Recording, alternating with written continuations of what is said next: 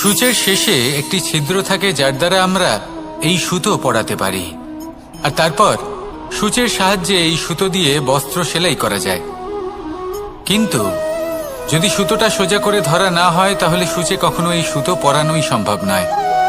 যদি এতে কোনো গিঁট পড়ে, তখন তা কখনোই এই ছিদ্র দ্বারা প্রবেশ করা সম্ভব নয়। ঠিক এইভাবেই যদি আপনি কারোর জীবনে প্রবেশ করতে চান, কারোর অন্তরে প্রবেশ করতে চান, তাহলে আপনাকেও সহজ থাকতে হবে।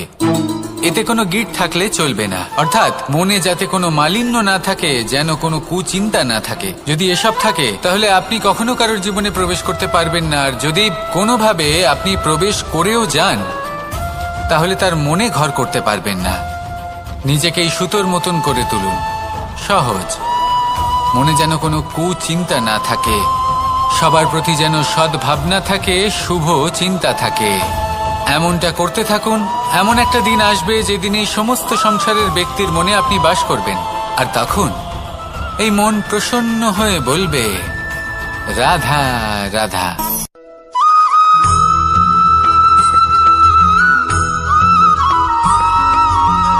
পিতা আর পুত্রের সম্পর্ক অত্যন্ত মধুর হয়ে থাকে।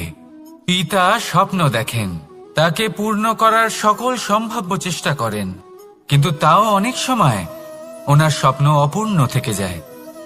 তখন পিতা ভাবেন যে স্বপ্ন উনি পূর্ণ করতে পারেননি, ওনার সন্তান তা অবশ্যই পূরণ করবে।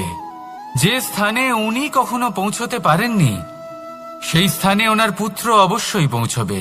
পিতা নিজের সন্তানের ভবিষ্যৎ নিয়ে সেই স্বপ্ন দেখেন, আর যখন সেই সন্তান সামনে এগোতে থাকে, তখন তার দুঃখ হয় না, বরং গর্ব হয়। ওনার ভালো লাগে এটা দেখে যে ওনার সন্তান অনেক উন্নতি করছে। কিন্তু যখন সন্তান নিজের অভিভাবকের শক্তি দেখে, তার যশ দেখে হিংসা করতে থাকে, সমস্যা সেইখানেই শুরু হয়। সেই জন্য সকল সন্তানকে এটা মনে রাখতে হবে। দেখুন, পুত্র হবার সুবাদে, এক সন্তান হবার সুবাদে এটা হলো আপনার অধিকার যে আপনি আপনার পিতার থেকে বেশি উন্নতি করবেন। আপনার পিতাও এটাই চান, কিন্তু সুস্থভাবে এটা করুন। একটা রেখা টেনে নিন, যাতে আপনি তাতে এগোতে পারেন আর আপনার পিতার তাতে গর্ববোধ হয়, আর সেই বিষয়ে দুঃখ না হয় যে আমার সন্তান আমাকেই ছোট করার চেষ্টা করছে। ইতিহাস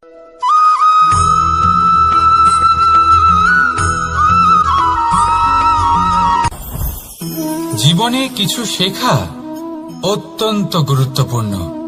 এবার কি কি শিখতে হবে, সেই সব শেখানোর জন্য অনেক শিক্ষক রয়েছেন, কিন্তু কি শিখবেন না আর কি করবেন না, এটা আমাদের নিজের অভিজ্ঞতা দিয়ে শিখতে হয়। কিন্তু তার মানে এটা নয় যে যদি আপনাকে শিখতে হয় যে আগুনের তাপ কতটা, আপনাকে আগুনের মধ্যে হাত দিতে হবে। না, অন্য কারোর অভিজ্ঞতা দ্বারাও শিখতে পারেন।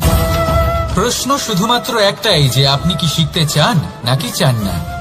যদি আপনি এটাই ভাবেন যে আমি শুধুই নিজের অভিজ্ঞতা দ্বারাই শিখতে চাই, তাহলে জীবনকাল ছোট মনে হবে, অনেক কিছুই শিখতে পারবেন না। তাই নিজের সাথে সাথে বড়দের অভিজ্ঞতা দ্বারাও শেখা শুরু করে দিন। এই সংসারের অভিজ্ঞতা দ্বারা শিখতে শুরু করে দিন। আর এটা নিশ্চিত রূপে শেখা আবশ্যক যে কখন কি করবেন না, কোথায় থামতে হবে আর কোথায় থামবেন না। তাহলে আসুন আর আমার সাথে ভালোবেসে বলুন, রাধা রাধা।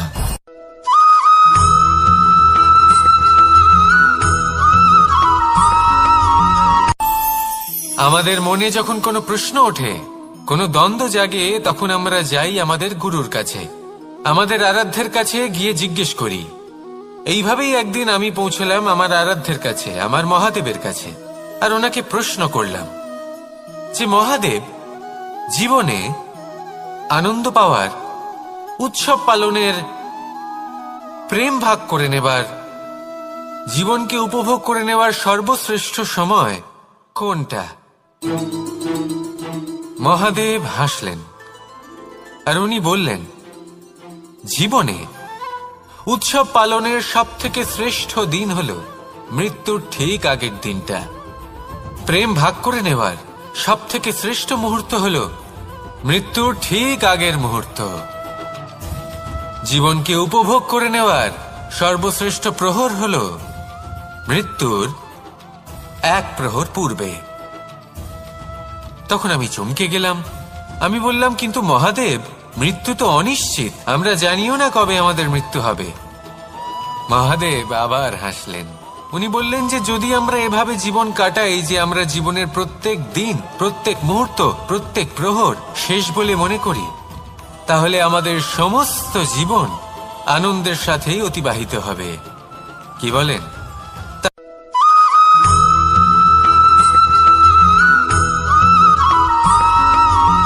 পঞ্চতত্ত্বের মধ্যে দ্বিতীয় তত্ত্ব হল ধরণী, ভূমি, যাকে আমরা ধরণী মাতা বলি। এই ধরণী ধৈর্য ধারণ করে, আর এর ওপরেই আমাদের সমগ্র সংসার নির্ভরশীল। কারণ এই ভূমি সহ্য ক্ষমতা রাখে, এর সহ্য ক্ষমতা হল অপরিসীম। সন্তান যতই আঘাত প্রদান করুক না কেন, প্রেম পূর্বক সহ্য করে, আর তার বদলে অমূল্য রত্ন প্রদান করে। সন্তান যদি হাল চালায়, তাহলে তার বদলে তাকে অন্ন প্রদান করে। এটাই হলো ধরণী। এবার এর থেকে আমরা কি শিক্ষা পেতে পারি? এটাই যে কারোর জন্য কিছু করা বা কাউকে কিছু দেওয়া মনে কোনো কামনা ছাড়াই। আর এই কথাটা বুঝে যান, যদি কারোর জন্য কামনা না রেখে বা কোনো পাওয়ার আশা না রেখে কারোর জন্য কিছু করেন বা কারোকে কিছু দেন, যদি এটা আপনি শিখতে পারেন, তবে আপনি ভালোবাসতে শিখে গেছেন। আর সেই জন্যই এই ধরিত্রীকে মাতা বলা হয়। কারণ মাতা শুধু উনি নন যিনি গর্ভে সন্তানকে ধারণ করেন, মাতা তো উনিও যিনি জীবন বাঁচতে শেখান, যিনি জীবন বাঁচার উদাহরণ প্রদান করেন। তাহলে ধরণীর থেকে এই নিঃস্বার্থ ভাব শিখুন, নিঃস্বার্থ ভালোবাসা শিখুন, আর এই ভালোবাসার সাথেই বলুন রাধা রাধা।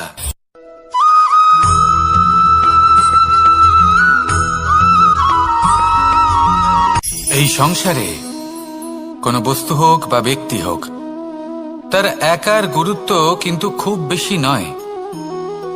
একটা উদাহরণ হিসেবে বৃষ্টির ফোঁটাকে ভেবে দেখুন। যদি একটি বৃষ্টির ফোঁটা হয় তাহলে তার খুব বেশি গুরুত্ব থাকে না, কিন্তু যখন সহস্র বৃষ্টির ফোঁটা মেঘের মধ্যে দিয়ে ঝরে পড়ে, তখন সেটা বর্ষার রূপ ধারণ করে। সেই বর্ষা যা এই প্রকৃতিকে শান্ত করে। সেইভাবেই পাথরের ছোট টুকরো, তার খুব বেশি গুরুত্ব থাকে না, কিন্তু যখন অসংখ্য পাথরের টুকরো একত্রিত হয় তখন তা পর্বতের আকার ধারণ করে। সেইভাবেই কিছু মানুষ যখন একত্রিত হন তখন তৈরি হয় পরিবার, কিছু পরিবার যখন একত্রিত হয় তখন তৈরি হয় সমাজ, যখন অনেক সংখ্যক সমাজ একত্রিত হয় তখন তৈরি হয় রাজ্য।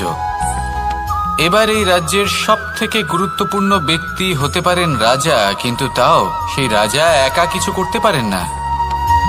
যুদ্ধ লড়ার সময় তারও নিজের সৈন্যদলকে প্রয়োজন পড়ে। কিন্তু এই সংসারে এমন একজন ব্যক্তি আছেন যিনি একাই সব কাজ করতে থাকেন, এবং সেই ব্যক্তি হলেন মা। আমাদের জীবনে একজন পিতার ভূমিকা কিন্তু নিঃসন্দেহে অমূল্য, কিন্তু আমাদের সকলের জীবনে যে ভূমিকা একজন মায়ের তা অন্য কারোর থাকে না।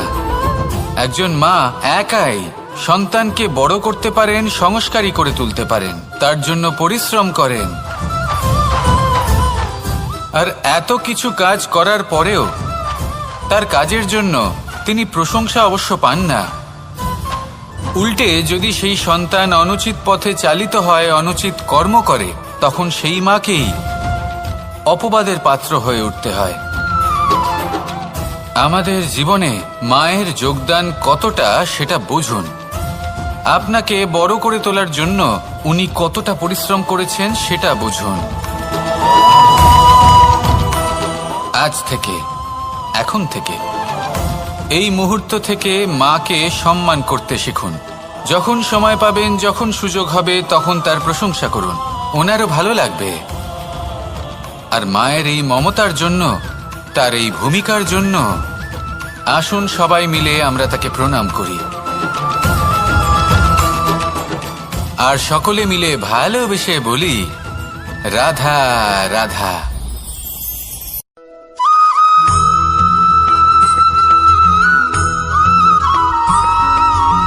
পঞ্চতত্ত্বের মধ্যে দ্বিতীয় তত্ত্ব হল ধরণী, ভূমি, যাকে আমরা ধরণী মাতা বলি।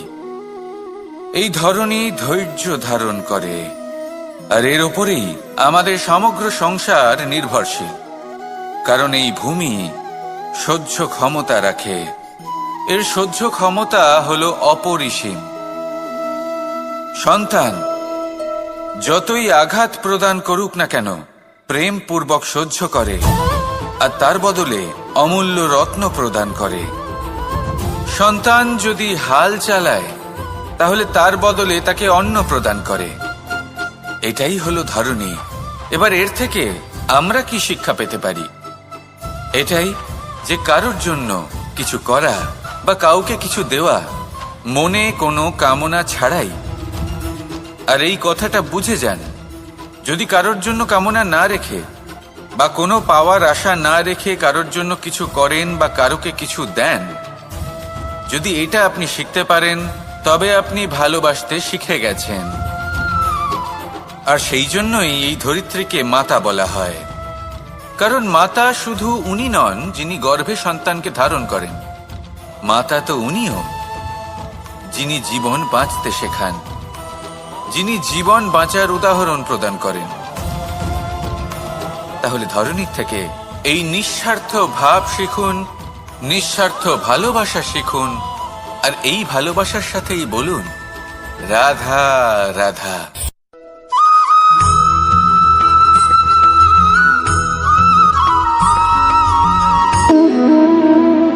সম্পর্ক হলো আমাদের জীবনের একটি আধার।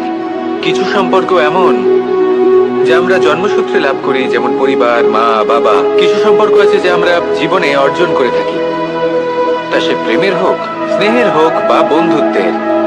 এই সকল সম্পর্ক লাভ করার বা গড়ে তোলার 5টি ধাপ রয়েছে।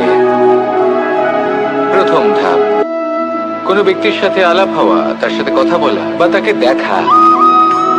দ্বিতীয় ধাপ, সে ব্যক্তিকে আমাদের ভালো লাগা। তৃতীয় ধাপ, আমাদের এটা চাইতে শুরু করা যে জীবনে এই ব্যক্তি যেন আমাদের বন্ধু হন, আমাদের জীবনে থাকেন, বা আমাদের কাউকে ভালোবেসে ফেলা। আর এটা আমাদের ভাবা বা চাওয়া যে সেই ব্যক্তি যেন আজীবন আমার সাথে থাকেন, আমার জীবনে আমার সাথী হয়ে। চতুর্থ ধাপ, লাভ করা। এবার এই ধাপটি অনেক মানুষের পক্ষেই খুবই সরল হয়, বড়ই সরলভাবে নিজেদের সঙ্গীকে লাভ করে থাকেন। কিছু মানুষের জন্য এই ধাপ অত্যন্ত কঠিন হয়ে থাকে। অনেক প্রতিকূল পরিস্থিতির উপর জয়লাভ করে তারা সঙ্গীকে লাভ করেন, কিন্তু লাভ অবশ্যই করেন। এরপরে আসে পঞ্চম, অন্তিম এবং সব থেকে গুরুত্বপূর্ণ ধাপ। সেটা হলো সেই সম্পর্ক পালন করা। এটা হলো এমন এক বিষয় যা প্রত্যেক মানুষের শেখা উচিত। যদি ব্যক্তি নিজের জীবনে সম্পর্ক রক্ষা করতে শিখে যান, তবে প্রত্যেক সম্পর্ক তার জীবনকে স্বর্গ করে তুলবে। আসুন আর আমার সাথে ভালোবেসে বলুন, রাধা রাধা।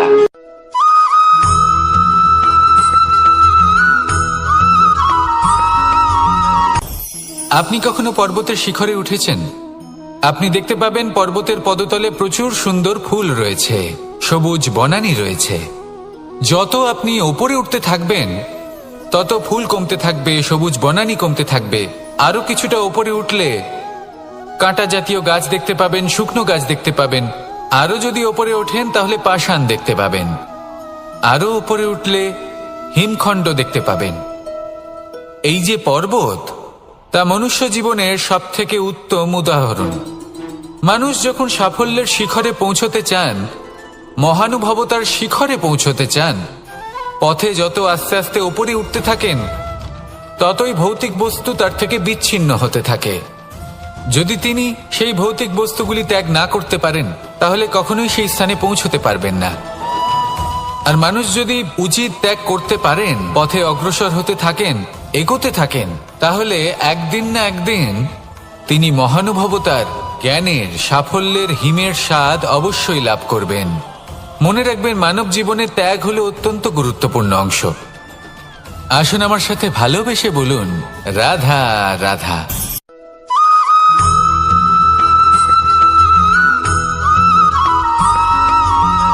মানুষের মানসিকতা এমন হয় যে সে যতটা করে আশা করে যে তার থেকে অনেক বেশি তার বদলে সে পাবে।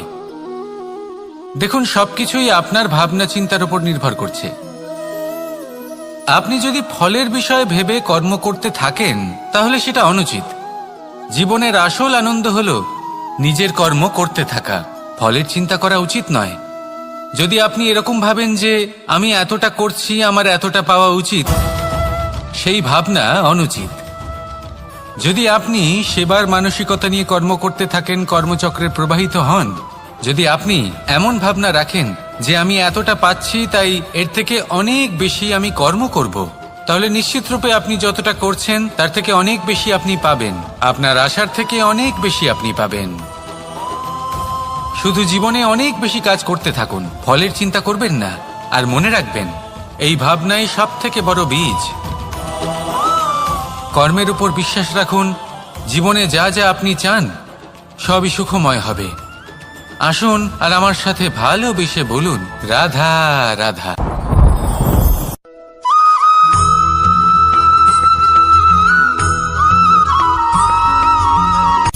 সূচের শেষে একটি ছিদ্র থাকে, যার দ্বারা আমরা এই সুতো পরাতে পারি। আর তারপর সূচের সাহায্যে এই সুতো দিয়ে বস্ত্র সেলাই করা যায়। কিন্তু যদি সুতোটা সোজা করে ধরা না হয়, তাহলে সূচে কখনো এই সুতো পরানোই সম্ভব নয়। যদি এতে কোনো গিঁট পড়ে, তখন তা কখনোই এই ছিদ্র দ্বারা প্রবেশ করা সম্ভব নয়। ঠিক এইভাবেই যদি আপনি কারোর জীবনে প্রবেশ করতে চান, কারোর অন্তরে প্রবেশ করতে চান, তাহলে আপনাকেও সহজ থাকতে হবে। এতে কোনো গিঁট থাকলে চলবে না, অর্থাৎ মনে যাতে কোনো মালিন্য না থাকে, যেন কোনো কুচিন্তা না থাকে। যদি এসব থাকে, তাহলে আপনি কখনো কারোর জীবনে প্রবেশ করতে পারবেন না। আর যদি কোনোভাবে আপনি প্রবেশ করেও যান, তাহলে তার মনে ঘর করতে পারবেন না। নিজেকে এই সুতোর মতন করে তুলুন, সহজ। মনে যেন কোনো কুচিন্তা না থাকে, সবার প্রতি যেন সদ্ভাবনা থাকে, শুভ চিন্তা থাকে। এমনটা করতে থাকুন। এমন একটা দিন আসবে যেদিন এই সমস্ত সংসারের ব্যক্তির মনে আপনি বাস করবেন। আর তখন এই মন প্রসন্ন হয়ে বলবে, রাধা রাধা।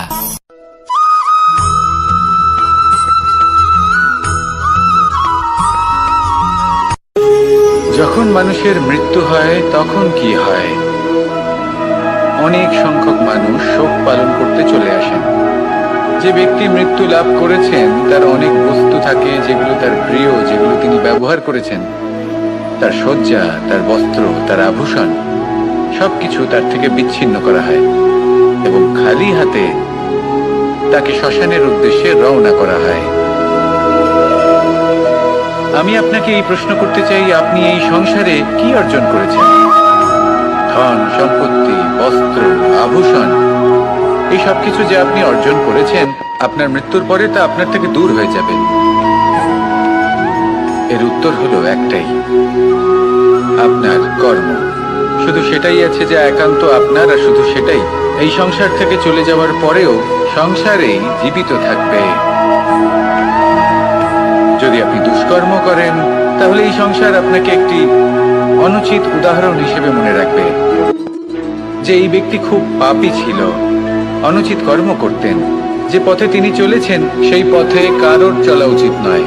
সেখানেই যদি আপনি সৎকর্ম করেন, তাহলে সংসার চিরকাল এটাই বলবে যে খুব ভালো মানুষ ছিলেন, সবাইকে ভালোবাসতেন, সবাইকে সাহায্য করতেন, আমার খুব প্রিয় মানুষ ছিলেন। এটাই হলো শ্রেষ্ঠ কর্ম। সেই জন্য জীবনে শুধুমাত্র ধন সম্পত্তি, আভূষণ, এই সব অর্জন করতে গিয়ে নিজের মনোনিবেশ করবেন না। শ্রেষ্ঠ কর্ম করুন।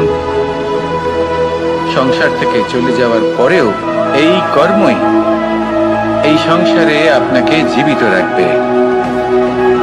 আসুন আমার সাথে ভালোবেসে বলুন, রাধা রাধা।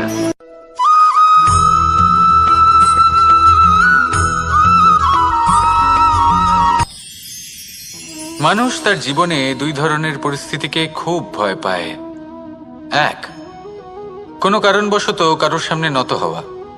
দুই, কোনো কারণে নিজের চরিত্র থেকে, নিজের মূল্যবোধ থেকে বিচ্যুত হওয়া। এবার কেন হয় এরকম যে কথায় কথায় কারোর সামনে নত হতে হয়? কেন বারংবার নিজের চরিত্র থেকে চ্যুত হতে হয়? এরকম কেন হয়? এটা তখনই হয় যখন আমাদের শিক্ষা এবং মূল্যবোধের অভাব থাকে। যদি মানুষের মধ্যে প্রকৃত শিক্ষা থাকে তাহলে এই সংসারে কোনো সময় এবং কারোর সামনেই নত হওয়ার কোনো প্রয়োজন নেই। যদি মানুষের মধ্যে মূল্যবোধ থাকে তাহলে তাকে নিজের মূল্যবোধ বা চরিত্র থেকে বিচ্যুত হতে হয় না, তা সে যাই হয়ে যাক না কেন। কোনো বালককে যদি জন্ম থেকেই সুশিক্ষার অধিকারী করা হয়, শিক্ষিত করা হয়, মূল্যবোধের অধিকারী করা হয়, তবে সে এই সংসারে এমন কর্ম করবে যাতে সে নিজেকে, নিজের পরিবারকে, সমগ্র সমাজকে গর্বিত করতে পারে। শিক্ষা লাভ করুন, মূল্যবোধ লাভ করুন এবং আমার সাথে ভালোবেসে বলুন, রাধা রাধা।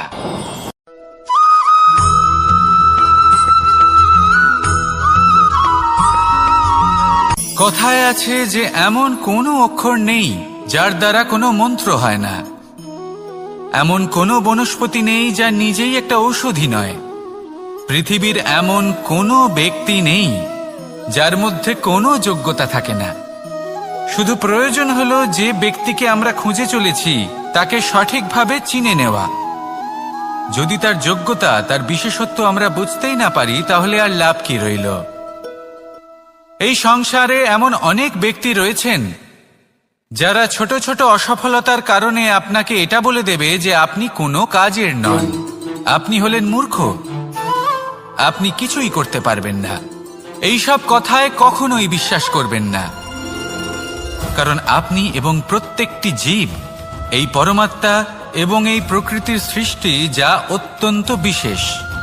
যদি আপনাকে উদাহরণ দিই তাহলে একদিকে আছে তরোয়াল, একটা বড় লম্বা তরোয়াল যার দ্বারা যুদ্ধ করা যায়, জয়লাভ করা যায়। আর অন্যদিকে রয়েছে একটা ছোট্ট সূঁচ, কিন্তু যে কাজ একটা ছোট্ট সূঁচ করতে পারে তা একটা তরোয়াল দ্বারা সম্ভব নয়। এর অর্থ হলো এটাই যে প্রত্যেকটা রচনা অত্যন্ত অমূল্য এবং অত্যন্ত বিশেষ হয়। তাহলে বিশ্বাস রাখুন যে আপনি অত্যন্ত বিশেষ একজন, আর প্রেমের সাথে বলুন, রাধা রাধা।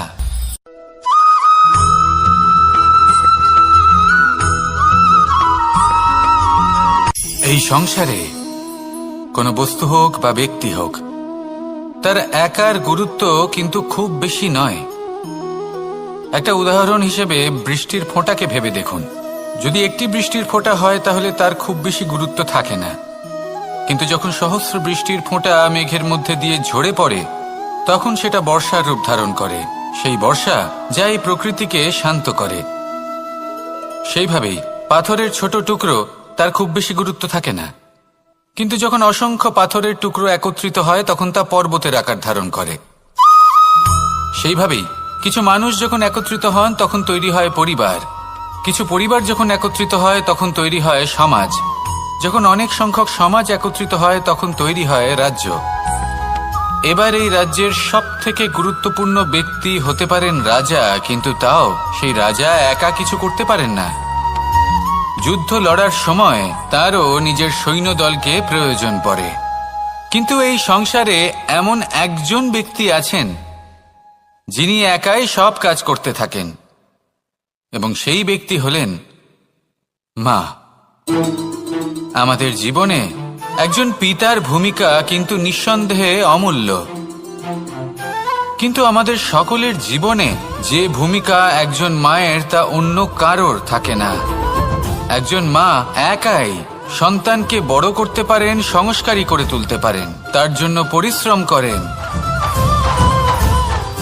আর এত কিছু কাজ করার পরেও তার কাজের জন্য তিনি প্রশংসা অবশ্য পান না।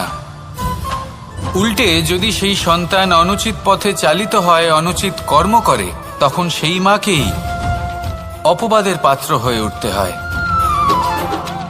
আমাদের জীবনে মায়ের যোগদান কতটা সেটা বুঝুন। আপনাকে বড় করে তোলার জন্য উনি কতটা পরিশ্রম করেছেন সেটা বুঝুন। আজ থেকে, এখন থেকে, এই মুহূর্ত থেকে মাকে সম্মান করতে শিখুন। যখন সময় পাবেন, যখন সুযোগ হবে, তখন তার প্রশংসা করুন, ওনারও ভালো লাগবে। আর মায়ের এই মমতার জন্য, তার এই ভূমিকার জন্য আসুন সবাই মিলে আমরা তাকে প্রণাম করি, আর সকলে মিলে ভালোবেসে বলি, রাধা রাধা।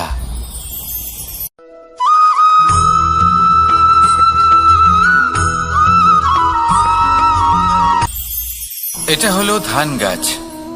এর থেকে যে চাল উৎপন্ন হয় তা মানুষ গ্রহণ করেন। আর এটা কি? এ হলো জংলি ঘাস। একবার ভেবে দেখুন, যদি এই জংলি ঘাস ধান গাছের আশেপাশে থাকে তাহলে কি হবে? ধান উৎপন্ন হতে পারবে? তা উৎকৃষ্ট হতে পারবে? আমরা কি তা গ্রহণ করতে পারবো? কখনোই নয়। এই জংলি ঘাস ধানকে নষ্ট করে দেবে, কিন্তু নিজে জীবিত থাকবে। এটাই হলো আজকের শিক্ষা। এই সংসারে যদি আপনি নীতির পথে চলতে চান, উচিত কর্ম করতে চান, সংসারকে সেবা করতে চান, তাহলে জংলি ঘাসের মতো ব্যক্তিদের থেকে সবসময় দূরে থাকতে হবে। সেই ব্যক্তি যারা দুর্নীতি এবং মিথ্যা দ্বারা পরিপূর্ণ, যাদের ব্যবহার অশুভ, যাদের অনেক অশুভ গুণ রয়েছে, তারা সঠিক নয়। সেই সকল ব্যক্তি যাদের চরিত্র অত্যন্ত দুষ্ট হয়, তারা হয় শুভ চরিত্রের ব্যক্তিকে একদম নষ্ট করে দেয়, নয় নিজের মতো বানিয়ে তোলে। তাই যদি আপনি নীতির পথে চলতে চান, এই সংসারের জন্য শুভ কর্ম করতে চান, তাহলে সেই সঙ্গ লাভ করুন যে সঙ্গ জ্ঞানে পরিপূর্ণ, যাদের মধ্যে অনেক গুণ আছে, যাদের থেকে প্রতিদিন কিছু শিখতে পারবেন।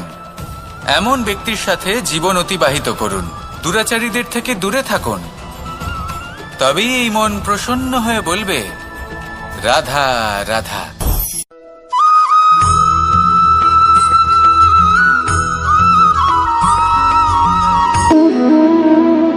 সম্পর্ক হলো আমাদের জীবনের একটি আধার।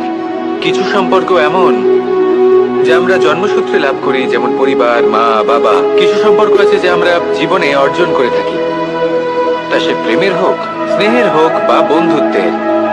এই সকল সম্পর্ক লাভ করার বা গড়ে তোলার 5টি ধাপ রয়েছে।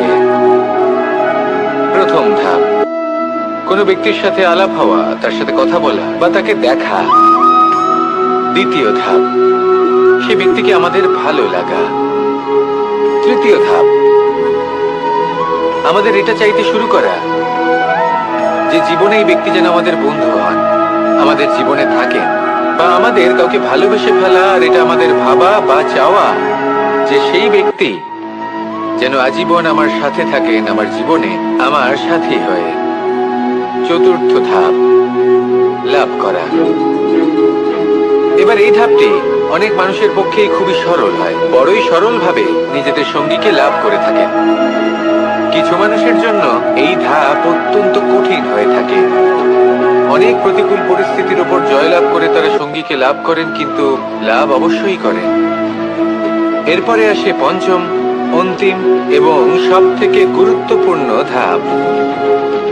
সেটা হলো সেই সম্পর্ক পালন করা। এটা হলো এমন এক বিষয় যা প্রত্যেক মানুষের শেখা উচিত। যদি ব্যক্তি নিজের জীবনে সম্পর্ক রক্ষা করতে শিখে যান, তবে প্রত্যেক সম্পর্ক তার জীবনকে স্বর্গ করে তুলবে। আসুন আর আমার সাথে ভালোবেসে বলুন, রাধা রাধা।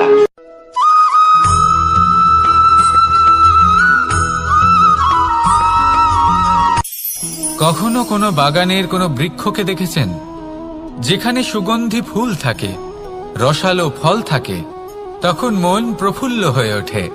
মন থেকে সেই বৃক্ষের প্রতি ভালোবাসা জন্মায়। কিন্তু যিনি বাগানের মালিক, শুধুমাত্র তিনিই জানেন যে কিভাবে এই বৃক্ষকে আগলে রাখতে হয়, কিভাবে তার পরিচর্যা করলে এতে সুন্দর সুগন্ধি ফুল হবে, রসালো ফল হবে। কখনো কখনো প্রয়োজনের থেকে বেশি রোদ পেলে এই বৃক্ষগুলি শুকিয়ে যায়। প্রয়োজনের থেকে কম রোদ পেলেও এই বৃক্ষ কিন্তু শুকিয়ে যায়। প্রয়োজনের থেকে কম জল যদি পায়, এই বৃক্ষ শুকিয়ে যেতে পারে। প্রয়োজনের থেকে অতিরিক্ত জল যদি পায়, তখনও এই বৃক্ষের শিকড়গুলি নষ্ট হয়ে যেতে পারে। এবার এটাই কিন্তু আমাদের সংসারের সাথেও হয়। আমাদের সংসারের সকল প্রতিভাশালী ব্যক্তি, যেমন লেখক, বিচারক, প্রবক্তা, যোদ্ধা, এদের সবার ক্ষেত্রে এই কথাটাই প্রযোজ্য। যদি বেশি প্রশংসা করা হয়, তাহলেও এরা হারিয়ে যাবেন। প্রয়োজনের থেকে বেশি যদি নিন্দা করা হয়, তখনও তারা নত হয়ে পড়বেন।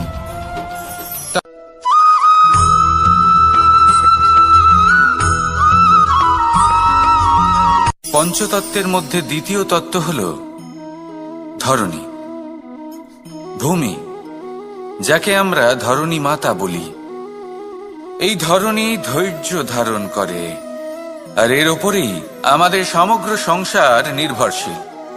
কারণ এই ভূমি সহ্য ক্ষমতা রাখে। এর সহ্য ক্ষমতা হল অপরিসীম। সন্তান যতই আঘাত প্রদান করুক না কেন, প্রেম পূর্বক সহ্য করে, আর তার বদলে অমূল্য রত্ন প্রদান করে। সন্তান যদি হাল চালায়, তাহলে তার বদলে তাকে অন্ন প্রদান করে। এটাই হলো ধরণী। এবার এর থেকে আমরা কি শিক্ষা পেতে পারি? এটাই যে কারোর জন্য কিছু করা বা কাউকে কিছু দেওয়া মনে কোনো কামনা ছাড়াই। আর এই কথাটা বুঝে যান, যদি কারোর জন্য কামনা না রেখে বা কোনো পাওয়ার আশা না রেখে কারোর জন্য কিছু করেন বা কারোকে কিছু দেন, যদি এটা আপনি শিখতে পারেন, তবে আপনি ভালোবাসতে শিখে গেছেন। আর সেই জন্যই এই ধরিত্রীকে মাতা বলা হয়। কারণ মাতা শুধু উনি নন যিনি গর্ভে সন্তানকে ধারণ করেন, মাতা তো উনিও যিনি জীবন বাঁচতে শেখান, যিনি জীবন বাঁচার উদাহরণ প্রদান করেন। তাহলে ধরণীর থেকে এই নিঃস্বার্থ ভাব শিখুন, নিঃস্বার্থ ভালোবাসা শিখুন, আর এই ভালোবাসার সাথেই বলুন রাধা রাধা।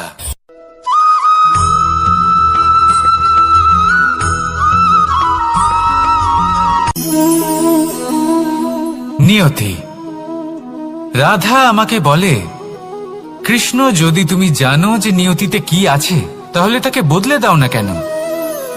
মহাদেব আমাকে বলেন যে শ্রীকৃষ্ণ, যদি আপনি এটা জানেন যে সাম্বের নিয়তি এটাই, তাহলে আপনি তাকে বদলানোর চেষ্টা কেন করেন? কেন? কারণ আমি একজন পিতা, আর পিতার কর্তব্য এটাই, তিনি যেন সম্ভাব্য সব চেষ্টা করেন নিজের সন্তানের মঙ্গলের জন্য। নিয়তি আমি জানি, কিন্তু এটাও আমি জানি যে কর্মের থেকে বড় আর কোনো নিয়তি হতে পারে না। অভিজ্ঞতাও রয়েছে যে কর্মের হাতে নিয়তির এই চক্র বদলে যেতে পারে। তাই জীবনে যদি আপনার কখনো এমন মনে হয় যে এটা তো অসম্ভব, তখনও চেষ্টা করা কখনোই ছাড়বেন না।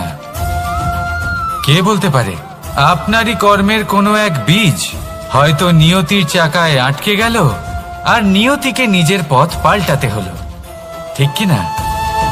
সেই জন্য নিয়তিকে ভাগ্য মেনে নিয়ে চুপ করে বসে থাকবেন না। নিজের নিয়তি স্বয়ং নিজের কর্মের দ্বারা নির্ধারিত করুন, কারণ আপনার এই কর্মের ওপরেই আপনার অধিকার রয়েছে। আর এই অধিকারকে নিয়তি অনেক সময় সম্মানও করে। তাহলে আসুন আর আমার সাথে ভালোবেসে বলুন রাধা রাধা।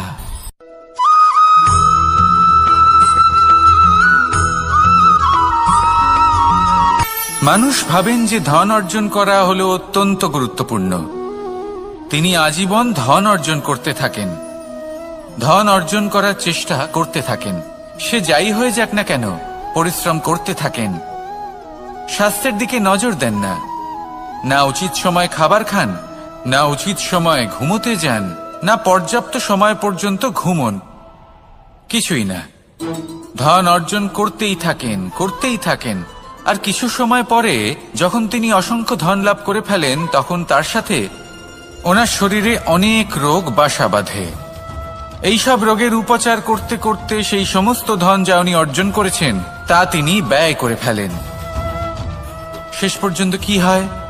আমরা যেভাবে এসেছি ঠিক সেইভাবেই ফিরে যাই, ধন এখানেই থেকে যায়। দেখুন, একটা অত্যন্ত গুরুত্বপূর্ণ কথা রয়েছে যে আপনার বোঝা উচিত। এই যে ধন, তার ব্যবহার করুন জীবনকে আরো ভালো করে তোলার জন্য। ধনের সদ্ব্যবহার করা উচিত, এমন যেন না হয় এই ধন আপনাকে ভোগ করে ফেলে। এই জীবনকে নিশ্চিত রূপে আরো শ্রেষ্ঠ করে তুলুন, কিন্তু এই ধন অর্জন করার এই প্রক্রিয়াতে নিজের সারা জীবনকে নষ্ট করে ফেলবেন না। এই জীবন উপভোগ করতে শিখুন, আর আমার সাথে ভালোবেসে বলুন, রাধা রাধা।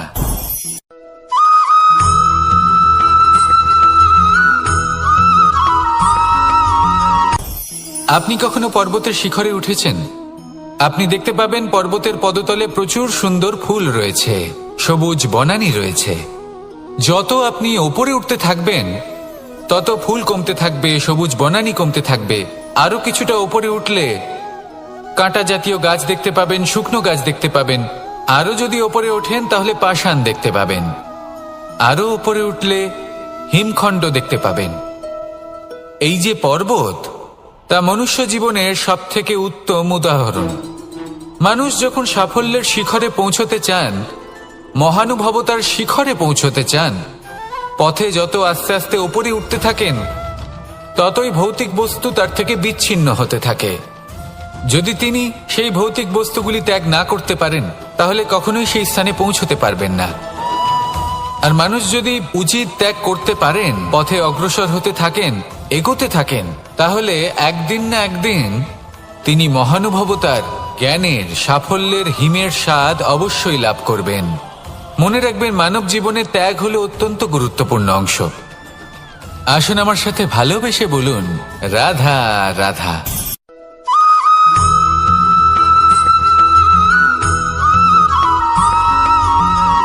কেউ বলে জীবন খুব ক্ষণস্থায়ী, কেউ বলে জীবন হলো একটা সুন্দর স্বপ্নের মতো, আবার কেউ বলবে জীবন হলো এক কঠোর সত্য।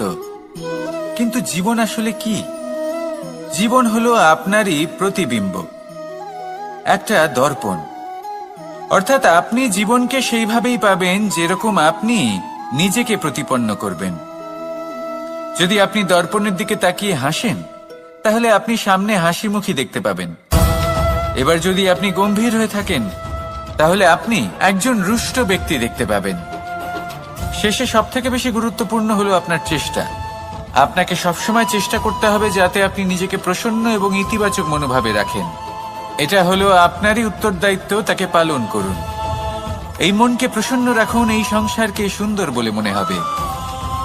আর এই মন প্রসন্ন হয়ে বলবে, রাধা রাধা।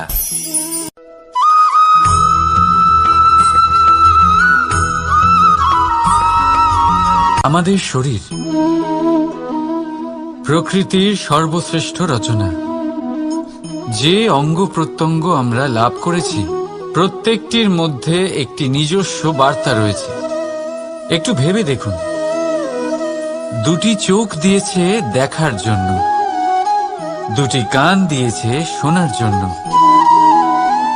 নাসিকাও আছে দুটি, দুটি হাত দিয়েছে দ্বিগুণ পরিশ্রম করার জন্য। কিন্তু জীব শুধুমাত্র একটি, তার উপরেও তীক্ষ্ণ বলিষ্ঠ দাঁত দিয়েছে তার রক্ষার জন্য। কখনো ভেবে দেখেছেন কেন?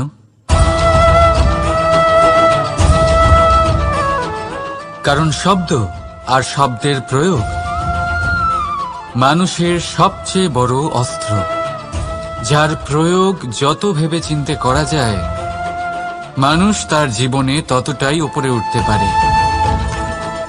তাহলে মনে রাখুন, দেখুন, শুনুন আর বুঝুন বেশি। বলুন কম। রাধা রাধা।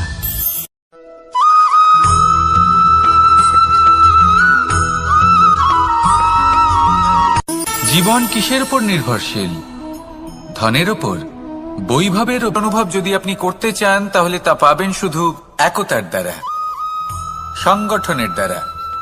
যদি আপনাকে উদাহরণ দিই, নিজের এই হাতটাকে দেখুন, 5টা আঙুল রয়েছে। কোনো একটা বস্তুকে নিজের একটা আঙুল দ্বারা তুলে ধরার চেষ্টা করে দেখুন, বড়ই কষ্ট হবে। তখন আপনি বুঝতে পারবেন যখন এই 5টি আঙুল একত্রিত হয় তখন কোনো কাজ কতটা সহজ হতে পারে। এটাই হলো শক্তি একতার। সব থেকে ভালো উদাহরণ যদি আপনাকে দিই তাহলে বাঁশি। এই বাঁশি থেকে অত্যন্ত মধুর সুর নির্গত হয় যা সবার মন প্রসন্ন করে দেয়। এই কথা সত্যি, কিন্তু এই বাঁশি আমি একটা বা দুটো আঙুল দিয়ে বাজাতে পারবো না। আমাকে প্রত্যেকটা আঙুল ব্যবহার করতেই হবে, তবেই এর থেকে মধুর সুর নির্গত হবে যা সকলকে প্রসন্ন করবে, ঠিক কিনা? ঠিক এইভাবেই যদি আপনি চান যে আপনার জীবনরূপী বাঁশি থেকেও মধুর সুর নির্গত হোক বা সবার মনকে প্রসন্ন করে তুলুক, তাহলে আপনাকেও জীবনে একতা নিয়ে আসতেই হবে। আপনি একাও কর্ম করতে পারেন, পথ চলতেও পারেন, সামনেও এগোতে পারেন, সাফল্যও লাভ করতে পারেন। কিন্তু যখন সকলে একসাথে এগোবেন, সেই পথে চলবেন, সেই কর্মই করবেন, তখন লক্ষ্যে অবশ্যই পৌঁছবেন, সাফল্য অবশ্যই লাভ করবেন। কিন্তু সেই সাফল্য এবং তার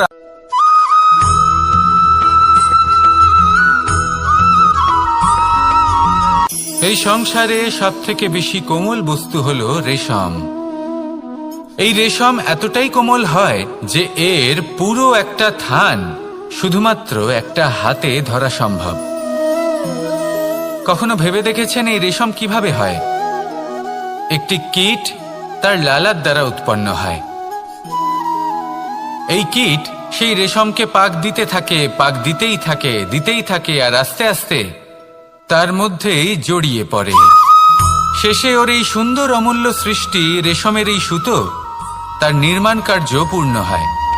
কিন্তু তাতেই ও নিজে বন্দী হয়ে যায়। নিজেরই মায়াজালের এই বন্দী গৃহে নিজেই ফেঁসে যায়। এবার এই সুতোকে ব্যবহারযোগ্য করে তোলার জন্য এই কীটগুলিকে এই কবচের সাথেই ফুটন্ত জলে ফেলে দেওয়া হয়। এই সংসারে যদি আমাদের স্বপ্ন এই সংসারের দুঃখ হরণ করার জন্য, এই সংসারে সুখ বিতরণ করার জন্য হয়, তবেই আমাদের প্রগতি সম্ভব। যদি আমাদের এই স্বপ্ন শুধুই আমাদের এবং আমাদের স্বার্থ সিদ্ধির জন্য হয়, তাহলে এই স্বপ্ন আমাদের অন্ধ করে দেবে, আমাদের অন্ধকারের পথে নিয়ে যাবে, আর আমরাও সেই কীটের মতো হয়ে যাব। নিজেদেরই মায়াজালে আমরা নিজেই ফেঁসে যাব, আর শেষে আমরা যদি কিছু লাভ করি তা হবে একাকিত্ব, অন্ধকারময় মৃত্যু। তাই স্বপ্ন অবশ্যই দেখুন, কিন্তু এমনভাবে স্বপ্ন দেখবেন না যে তার এই বন্দিগৃহে আপনি নিজেই ফেঁসে গেলেন। স্বপ্ন দেখুন পরোপকারে।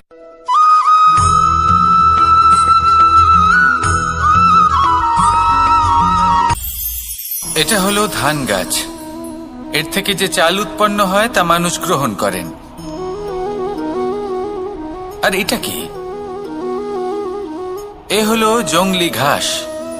একবার ভেবে দেখুন, যদি এই জংলি ঘাস ধান গাছের আশেপাশে থাকে তাহলে কি হবে? ধান উৎপন্ন হতে পারবে? তা উৎকৃষ্ট হতে পারবে? আমরা কি তা গ্রহণ করতে পারবো? কখনোই নয়।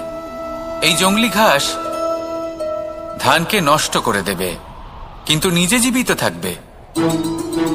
এটাই হলো আজকের শিক্ষা। এই সংসারে যদি আপনি নীতির পথে চলতে চান, উচিত কর্ম করতে চান, সংসারকে সেবা করতে চান, তাহলে জংলি ঘাসের মতো ব্যক্তিদের থেকে সবসময় দূরে থাকতে হবে। সেই ব্যক্তি যারা দুর্নীতি এবং মিথ্যা দ্বারা পরিপূর্ণ, যাদের ব্যবহার অশুভ, যাদের অনেক অশুভ গুণ রয়েছে, তারা সঠিক নয়। সেই সকল ব্যক্তি যাদের চরিত্র অত্যন্ত দুষ্ট হয়, তারা হয় শুভ চরিত্রের ব্যক্তিকে একদম নষ্ট করে দেয়, নয় নিজের মতো বানিয়ে তোলে। তাই যদি আপনি নীতির পথে চলতে চান, এই সংসারের জন্য শুভ কর্ম করতে চান, তাহলে সেই সঙ্গ লাভ করুন যে সঙ্গ জ্ঞানে পরিপূর্ণ, যাদের মধ্যে অনেক গুণ আছে, যাদের থেকে প্রতিদিন কিছু শিখতে পারবেন। এমন ব্যক্তির সাথে জীবন অতিবাহিত করুন। দুরাচারীদের থেকে দূরে থাকুন। তবেই এই মন প্রসন্ন হয়ে বলবে, রাধা রাধা।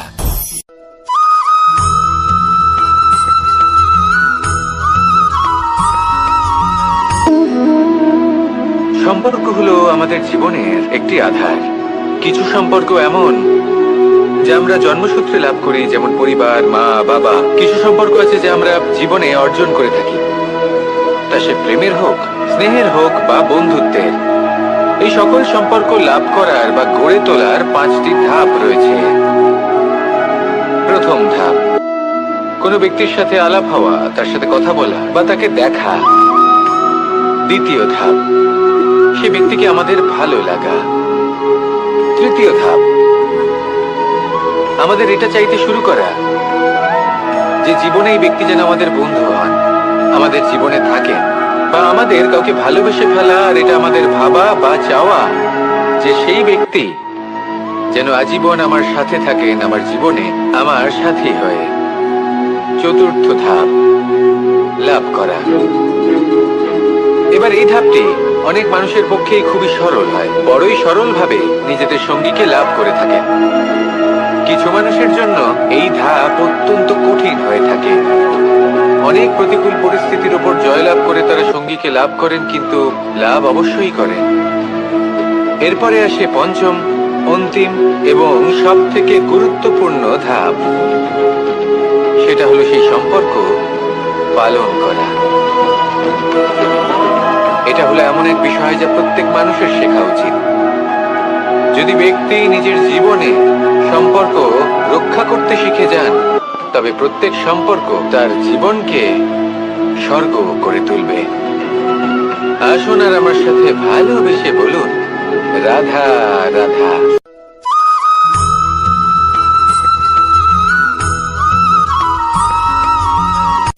কথায় আছে, অন্ধকারে প্রদীপ প্রজ্বলিত করলে চতুর্দিক আলোকিত হয়। কিন্তু যদি এই প্রদীপ আমি সূর্যের আলোর সম্মুখে সকালবেলায় প্রজ্বলিত করে রেখে দিই, তাহলে কি হবে? আপনি বলবেন যে এটা করে তো কোনো লাভই হলো না। সূর্যের প্রকাশের সামনে এই প্রদীপ আসলে কিছুই নয়। এবার এই চিন্তা ভাবনা প্রত্যেক দিন করতে হবে, আর একটা অমূল্য শিক্ষা পেতে হবে। মনে করুন যে আপনি মহাপুরুষের সামনে বসে আছেন, কোনো মহাজ্ঞানীর সামনে। তাহলে সেই ব্যক্তির সামনে নিজের জ্ঞানের প্রদীপ প্রজ্বলিত করবেন না, নীরব থাকুন। আর সেই ব্যক্তির সূর্যের প্রকাশের মতো জ্ঞান প্রাপ্ত করুন। যতটা পারবেন জ্ঞান লাভ করুন। যদি এমন কোনো সময়, এমন কোনো স্থানে আপনি আছেন যেখানে চতুর্দিক অন্ধকার, কারোর কাছেই জ্ঞান নেই, সেখানে নিজের জ্ঞানের প্রদীপ প্রজ্বলিত করুন। এমন করলে দুদিক থেকেই আপনার লাভ হবে। আপনার জ্ঞান প্রাপ্তিও হবে, আর জ্ঞানের সঠিক প্রয়োগও করতে পারবেন। আর এই মন প্রসন্ন হয়ে বলবে, রাধা রাধা।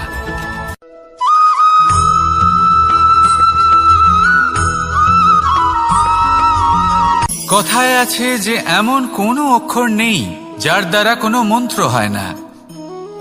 এমন কোনো বনস্পতি নেই যা নিজেই একটা ঔষধি নয়। পৃথিবীর এমন কোনো ব্যক্তি নেই যার মধ্যে কোনো যোগ্যতা থাকে না। শুধু প্রয়োজন হলো যে ব্যক্তিকে আমরা খুঁজে চলেছি তাকে সঠিকভাবে চিনে নেওয়া। যদি তার যোগ্যতা, তার বিশেষত্ব আমরা বুঝতেই না পারি, তাহলে আর লাভ কি রইল?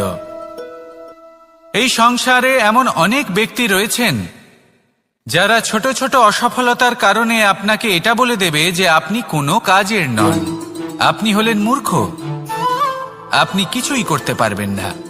এইসব কথায় কখনোই বিশ্বাস করবেন না, কারণ আপনি এবং প্রত্যেকটি জীব এই পরমাত্মা এবং এই প্রকৃতির সৃষ্টি, যা অত্যন্ত বিশেষ। যদি আপনাকে উদাহরণ দিই, তাহলে একদিকে আছে তরোয়াল, একটা বড় লম্বা তরোয়াল, যার দ্বারা যুদ্ধ করা যায়, জয়লাভ করা যায়। আর অন্যদিকে রয়েছে একটা ছোট্ট সূচ। কিন্তু যে কাজ একটা ছোট্ট সূচ করতে পারে তা একটা তরোয়াল দ্বারা সম্ভব নয়। এর অর্থ হলো এটাই যে প্রত্যেকটা রচনা অত্যন্ত অমূল্য এবং অত্যন্ত বিশেষ হয়। তাহলে বিশ্বাস রাখুন যে আপনি অত্যন্ত বিশেষ একজন, আর প্রেমের সাথে বলুন রাধা রাধা।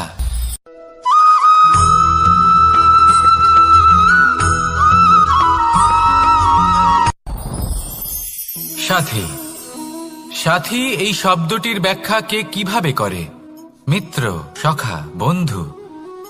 কিন্তু অর্থ একটাই, তিনি যিনি আপনার সঙ্গী হন আর তিনি যার সাথী আপনি হন। এবার সব থেকে বড় প্রশ্ন হলো এটাই যে তিনি কে হতে পারেন যাকে আপনি আপনার সাথী বলে মেনে নিতে পারেন, নিজের সখা, নিজের মিত্র, নিজের বন্ধু মেনে নিতে পারেন। আপনার সাথী হলেন তিনি যিনি দুঃখের সময় আপনার পাশে থাকবেন, আপনার হাত ধরে থাকবেন।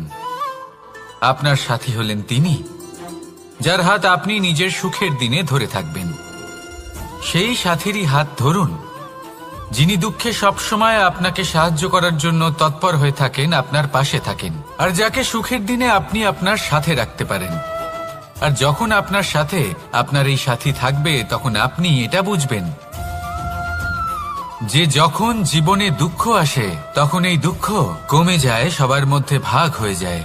আর যদি তখন সুখ আসে তাহলে সেটা সবার উপস্থিতিতে আরো বেড়ে যায়। এটাই হলো প্রেম, এটাই হলো ভালোবাসা, এটাই হলো সঙ্গ। যেমন সম্পর্ক আমার আর রাধার মাঝে। তাহলে আসুন আর আমার সাথে ভালোবেসে বলুন রাধা রাধা।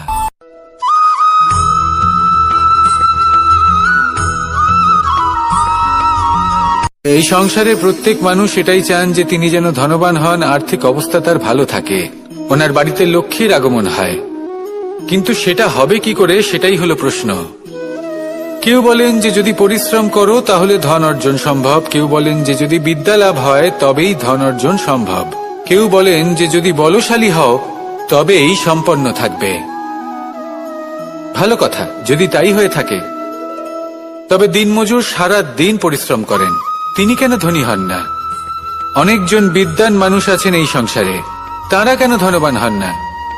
অনেক সংখ্যক বলশালী ব্যক্তি আছেন, তাদের কাছে ধন নেই কেন? তাদের কেন ধনের অভাব হয়? আবার এমনও কিছু মানুষ আছেন যারা পরিশ্রম করেন, তারা দিনমজুর, কিন্তু তারা ধন অর্জন করতে পারেন। কিছু বিদ্বান ব্যক্তি আছেন যাদের কাছে অধিক মাত্রায় ধন রয়েছে, কয়েকজন বলশালী ব্যক্তি রয়েছেন যাদের কাছে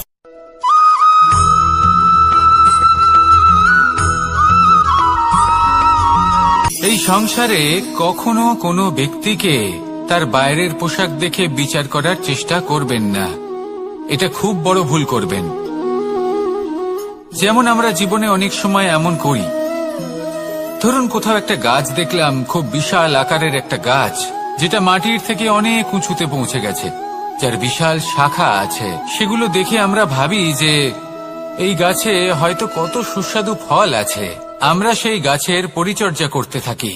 আবার অন্যদিকে হলো একটি তৃণ যেটা মাটি থেকে কিছুটা উঁচুতে পৌঁছেছে, কিন্তু সেই তৃণর নিচে, মাটির নিচে অত্যন্ত সুস্বাদু ফল বা সবজি জন্ম নেয়, যা আমাদের স্বাস্থ্যের পক্ষে অত্যন্ত উপকারী।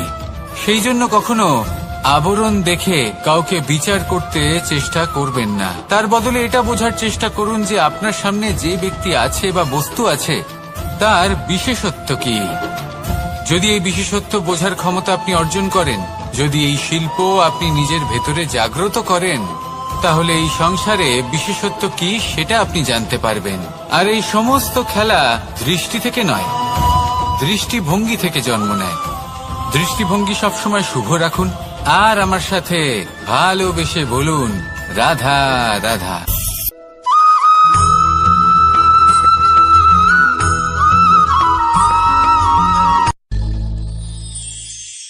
শিশিরের বিন্দু পাতার ওপর পড়ে আর তার গায়ে লেগে থাকে, পাতা তাকে শুষে নিতে পারে না আর শেষ পর্যন্ত সে ঝরে পড়ে যায়।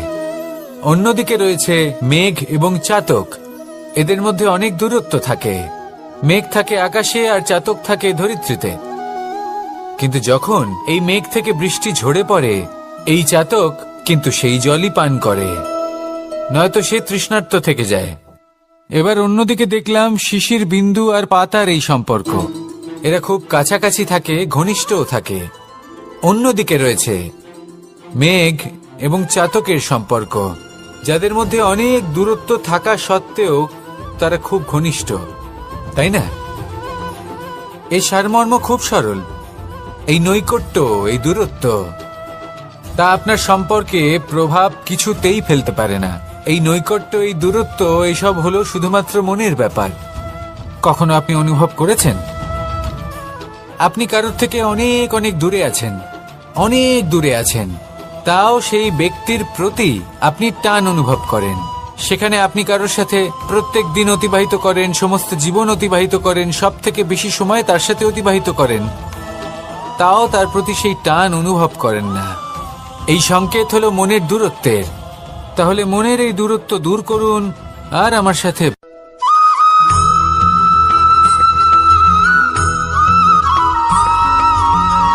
কেউ বলে জীবন খুব ক্ষণস্থায়ী, কেউ বলে জীবন হলো একটা সুন্দর স্বপ্নের মতো, আবার কেউ বলবে জীবন হলো এক কঠোর সত্য। কিন্তু জীবন আসলে কি? জীবন হলো আপনারই প্রতিবিম্ব, একটা দর্পণ। অর্থাৎ আপনি জীবনকে সেইভাবেই পাবেন যেরকম আপনি নিজেকে প্রতিপন্ন করবেন। যদি আপনি দর্পণের দিকে তাকিয়ে হাসেন, তাহলে আপনি সামনে হাসি মুখী দেখতে পাবেন। এবার যদি আপনি গম্ভীর হয়ে থাকেন, তাহলে আপনি একজন রুষ্ট ব্যক্তি দেখতে পাবেন। শেষে সবথেকে বেশি গুরুত্বপূর্ণ হলো আপনার চেষ্টা। আপনাকে সবসময় চেষ্টা করতে হবে যাতে আপনি নিজেকে প্রসন্ন এবং ইতিবাচক মনোভাবে রাখেন। এটা হলো আপনারই উত্তরদায়িত্ব, তাকে পালন করুন। এই মনকে প্রসন্ন রাখুন, এই সংসারকে সুন্দর বলে মনে হবে। আর এই মন প্রসন্ন হয়ে বলবে, রাধা রাধা।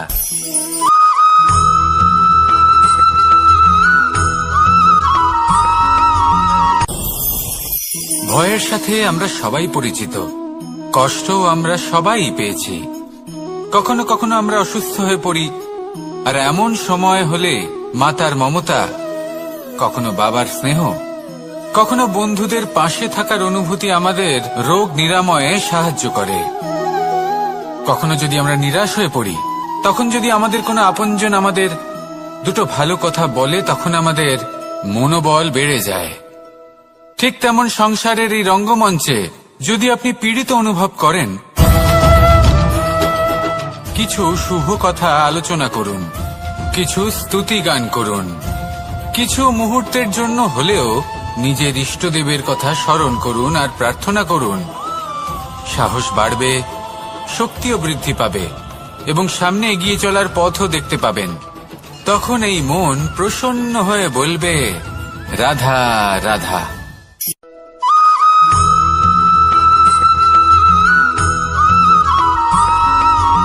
ফিরে আসছিলেন এবং তাদের ফেরার পথে হঠাৎ করে কোথাও থেকে একটি বাছুর চলে এলো। এই দুই বোন ভয়ভীত হয়ে গেলেন আর তাদের হাত থেকে সেই আটা পড়ে গেল, মাটিতে মিশে গেল। এবার এই পুরো ঘটনাক্রমে যদি কারোর বিন্দুমাত্র লাভ হয়ে থাকে, বিন্দুমাত্র আনন্দ পেয়ে থাকে, তাহলে সে কে? সেই ছোট বোন, যিনি মাঝে মাঝেই গমের দানা তুলছিলেন এবং খাচ্ছিলেন। কিছুটা হলেও উনি আনন্দ লাভ করেছিলেন। এবার এরকমই হলো আমাদের জীবনে ভক্তি এবং ভালোবাসা সংক্রান্ত বিষয়ে। মানুষ নিজের জীবনের দৈনিক কাজে এতটাই ব্যস্ত হয়ে পড়েন, প্রত্যেকদিন শুধু কাজ কাজ কাজ কাজ করতে থাকেন, আর তাতে ভক্তি এবং ভালোবাসার জন্য সময় বার করতেই পারেন না। দেখুন, জীবনে ভক্তি আর প্রেমের এই যে ছোট ছোট মুহূর্ত আছে, এগুলো যদি আপনি যাপন করতে পারেন, তাহলে তাতেই আপনি তৃপ্তি লাভ করবেন।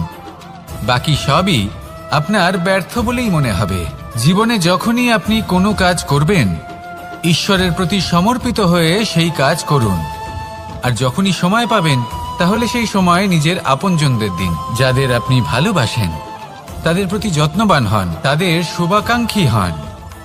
এই প্রেম আর ভক্তির ছোট ছোট মুহূর্তগুলো আপনার জীবনকে চরিতার্থ করে তুলবে।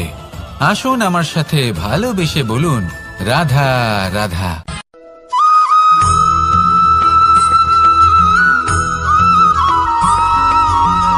মানুষের মানসিকতা এমন হয় যে সে যতটা করে আশা করে যে তার থেকে অনেক বেশি তার বদলে সে পাবে।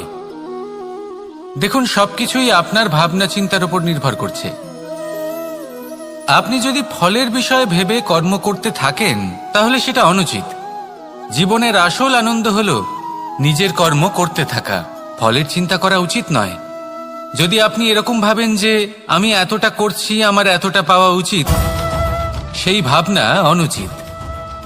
যদি আপনি সেবার মানসিকতা নিয়ে কর্ম করতে থাকেন, কর্মচক্রে প্রবাহিত হন, যদি আপনি এমন ভাবনা রাখেন যে আমি এতটা পাচ্ছি তাই এর থেকে অনেক বেশি আমি কর্ম করব, তাহলে নিশ্চিতরূপে আপনি যতটা করছেন তার থেকে অনেক বেশি আপনি পাবেন। আপনার আশার থেকে অনেক বেশি আপনি পাবেন।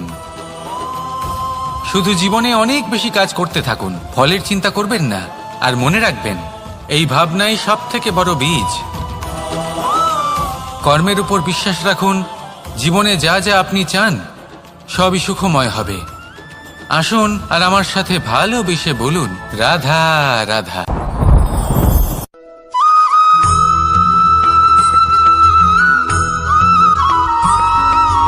প্রত্যেক মানুষ নিজের জীবনে হীরক তথা হীরে এবং দর্পণ এই দুই দেখেছেন।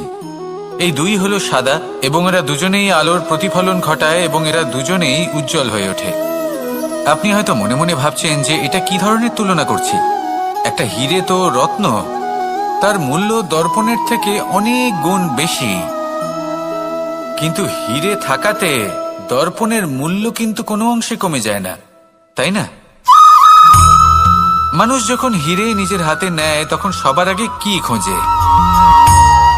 দর্পণ, যাতে তার মধ্যে দিয়ে দেখে সে বুঝতে পারে যে সেই হীরে আদৌ তার শোভাবর্ধন করছে কিনা, তাকে ভালো দেখাচ্ছে কিনা, প্রসাধনের জন্য সেটা ব্যবহার করা ঠিক হবে কিনা। অর্থাৎ হীরের উপস্থিতিতে দর্পণের গুরুত্ব কম হলো না, দর্পণের কারণে হীরের মূল্য বোঝা গেল। আমাদের জীবনেও ঠিক এরকমই ঘটে। আপনারা যদি সংসারে নিজের আশেপাশে দেখেন, এমন অনেক মানুষ দেখতে পাবেন যারা নিজেদের ক্ষেত্রে মহান স্থানে পৌঁছেছেন, নিপুণ এবং শ্রেষ্ঠ হয়েছেন। যখন হয়ে থাকেন তাহলে নিজেকে ছোট মনে করবেন না। আসুন আর আমার সাথে ভালোবেসে বলুন, রাধা রাধা।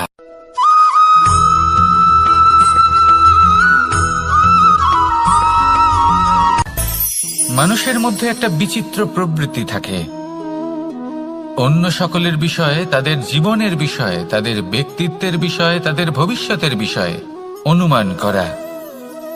এটা হলো অনুচিত। কারোর অতীতকালকে দেখে লোকে ভবিষ্যৎ বলে দিতে পারেন, বর্তমানকে দেখে ভবিষ্যতের বিষয়ে অনুমান করে ফেলেন। উদাহরণ দিতে হলে বলবো, কোনো দাসকে দেখুন, ওকে দেখে লোকে বলে যে ওর ভবিষ্যৎ সেটাই হতে পারে, অনুমান করে ফেলেন। আর এই রাজাকে দেখুন, উনি তো কত সুখী হবেন, উনি তো জগতের সব থেকে অধিক সুখী মানুষ, কত সুখ সুবিধা আছে ওনার কাছে, ধারণা করে ফেলেন। তবে সত্য তো এটাই যে কারোর ব্যক্তিত্বের বিষয়ে, তাদের ভবিষ্যতের বিষয়ে আপনি পূর্ণ সত্য কখনোই বলতে পারবেন না, শুধু অনুমান করতে পারবেন। আর এই অনুমান করে সত্যি কোনো লাভ হয় না, কারণ এই কাল সেটা হলো অত্যন্ত শক্তিশালী। কালো থেকে কালোতর কয়লাকেও হীরেতে পরিণত করতে পারে, অনেক বড় বড় রাজাকেও বিদূষক বানিয়ে ফেলতে পারে এক মুহূর্তেই। তাহলে আপনি অনুমান করে কি লাভ? কি পেলেন অনুমান করে? সেই জন্য কারোর বিষয়ে কোনো অনুমান করবেন না, তার ভবিষ্যতের বিষয়ে অনুমান করতে যাবেন না, কারোর বিষয়ে কোনো ধারণা করে নেবেন না। কিছু করতে হলে ভালোবাসুন, সবার মধ্যে ভালোবাসা ছড়ান, সবার মধ্যে ধন্যাত্মক ভাব ছড়ান।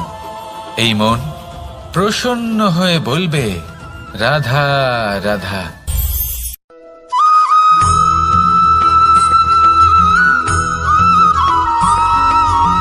এই সংসারে সব থেকে বড় ব্যক্তি কে?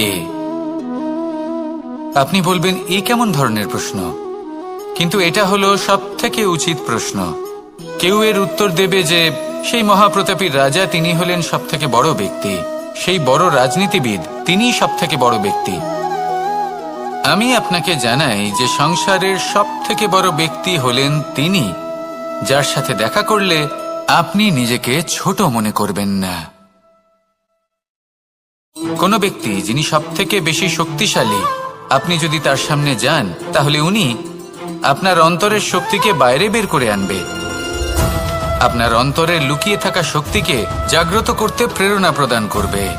তিনি হলেন বড় ব্যক্তি, তিনি হলেন মহান ব্যক্তি। তিনি নন যিনি নিজের বল এবং ঐশ্বর্য দ্বারা আপনাকে তার সামনে ছোট প্রমাণ করবেন। এবং সেই জন্য মহাদেব আমার আরাধ্য হলেন আমার খুব প্রিয়। কারণ রাজা হোক বা ফকির, কেউ যদি ওনার সামনে যান তাহলে সে নিজেকে ছোট মনে করেন না। আপনিও যদি জীবনে অনেক বড় হতে চান তাহলে কাউকে কখনো নিজেকে ছোট মনে করতে দেবেন না। তার অন্তরে বড় হয়ে ওঠার প্রেরণা প্রদান করুন। আসুন আমার সাথে ভালোবেসে বলুন, রাধা রাধা।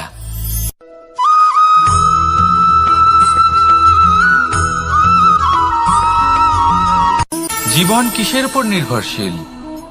ধনের ওপর? বৈভবের অনুভব যদি আপনি করতে চান তাহলে তা পাবেন শুধু একতার দ্বারা, সংগঠনের দ্বারা। যদি আপনাকে উদাহরণ দিই, নিজের এই হাতটাকে দেখুন, 5টা আঙুল রয়েছে। কোনো একটা বস্তুকে নিজের একটা আঙুল দ্বারা তুলে ধরার চেষ্টা করে দেখুন, বড়ই কষ্ট হবে। তখন আপনি বুঝতে পারবেন যখন এই 5টি আঙুল একত্রিত হয় তখন কোনো কাজ কতটা সহজ হতে পারে। এটাই হলো শক্তি, একতার। সব থেকে ভালো উদাহরণ যদি আপনাকে দিই তাহলে বাঁশি। এই বাঁশি থেকে অত্যন্ত মধুর সুর নির্গত হয় যা সবার মন প্রসন্ন করে দেয়।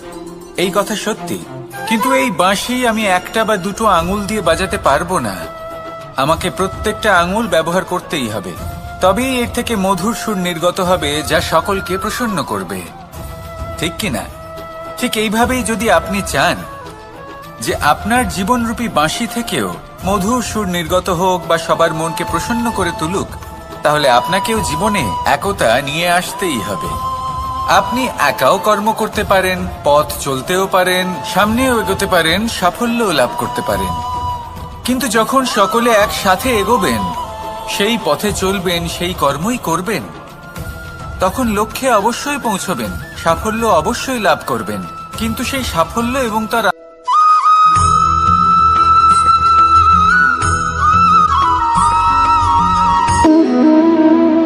সম্পর্ক হলো আমাদের জীবনের একটি আধার। কিছু সম্পর্ক এমন যা আমরা জন্মসূত্রে লাভ করি, যেমন পরিবার, মা, বাবা। কিছু সম্পর্ক আছে যা আমরা জীবনে অর্জন করে থাকি, তা সে প্রেমের হোক, স্নেহের হোক বা বন্ধুত্বের। এই সকল সম্পর্ক লাভ করার বা গড়ে তোলার 5টি ধাপ রয়েছে। প্রথম ধাপ, কোনো ব্যক্তির সাথে আলাপ হওয়া, তার সাথে কথা বলা বা তাকে দেখা। দ্বিতীয় ধাপ, সে ব্যক্তিকে আমাদের ভালো লাগা। তৃতীয় ধাপ, আমাদের এটা চাইতে শুরু করা যে জীবনে এই ব্যক্তি যেন আমাদের বন্ধু হন, আমাদের জীবনে থাকেন, বা আমাদের কাউকে ভালোবেসে ফেলা আর এটা আমাদের ভাবা বা চাওয়া যে সেই ব্যক্তি যেন আজীবন আমার সাথে থাকেন, আমার জীবনে আমার সাথী হয়ে। চতুর্থ ধাপ, লাভ করা। এবার এই ধাপটি অনেক মানুষের পক্ষেই খুবই সরল হয়, বড়ই সরলভাবে নিজেদের সঙ্গীকে লাভ করে থাকেন। কিছু মানুষের জন্য এই ধাপ অত্যন্ত কঠিন হয়ে থাকে। অনেক প্রতিকূল পরিস্থিতির উপর জয়লাভ করে তারা সঙ্গীকে লাভ করেন, কিন্তু লাভ অবশ্যই করেন। এরপরে আসে পঞ্চম, অন্তিম এবং সব থেকে গুরুত্বপূর্ণ ধাপ। সেটা হলো সেই সম্পর্ক পালন করা। এটা হলো এমন এক বিষয় যা প্রত্যেক মানুষের শেখা উচিত। যদি ব্যক্তি নিজের জীবনে সম্পর্ক রক্ষা করতে শিখে যান, তবে প্রত্যেক সম্পর্ক তার জীবনকে স্বর্গ করে তুলবে। আসুন আর আমার সাথে ভালোবেসে বলুন, রাধা রাধা।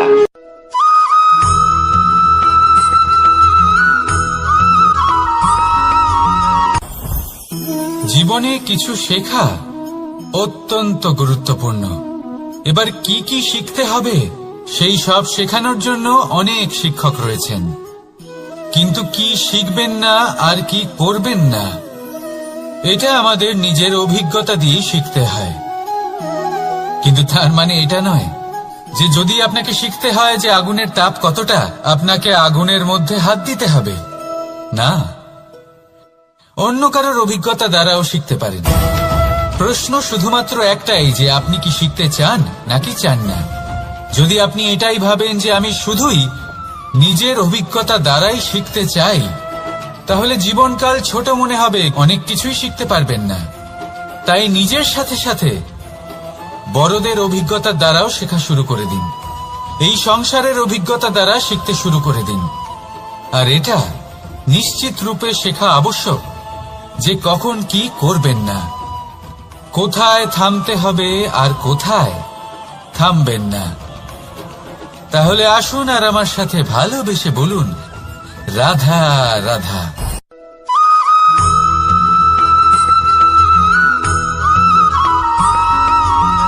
ভালো, শুধু ওনাদের কঠোর ব্যবহার দেখলে আমরা একটু ভয় পেয়ে যাই।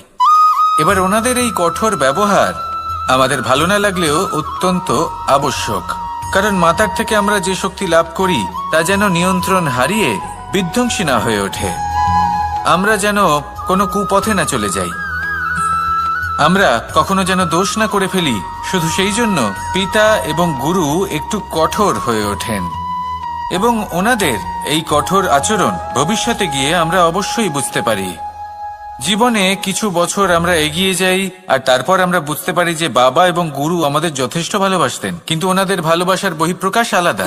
প্রয়োজনীয় হলো এটা দেখার, এটা বোঝার যে শুরু থেকে আমাদের প্রতি ওনাদের আচরণ কেমন ছিল। ওনাদের কঠোর হওয়ার পেছনে ওনাদের ভালোবাসাটা বোঝার চেষ্টা করুন, ওনাদের চিন্তাটা বোঝার চেষ্টা করুন, ওনাদের পথপ্রদর্শনের আড়ালে আপনার ভবিষ্যতের জন্য যে পরিকল্পনা ওনারা করেছেন সেটা বোঝার চেষ্টা করুন। তখন আপনারা বুঝতে পারবেন ওনাদের ভালোবাসাকে। আপনার মনের মধ্যে আপনা থেকেই ওনাদের প্রতি সম্মান জেগে উঠবে।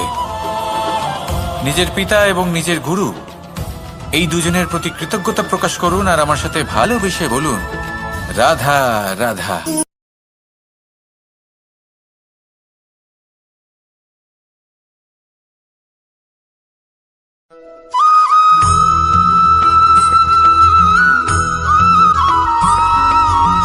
পঞ্চতত্ত্বের মধ্যে দ্বিতীয় তত্ত্ব হল ধরণী, ভূমি, যাকে আমরা ধরণী মাতা বলি।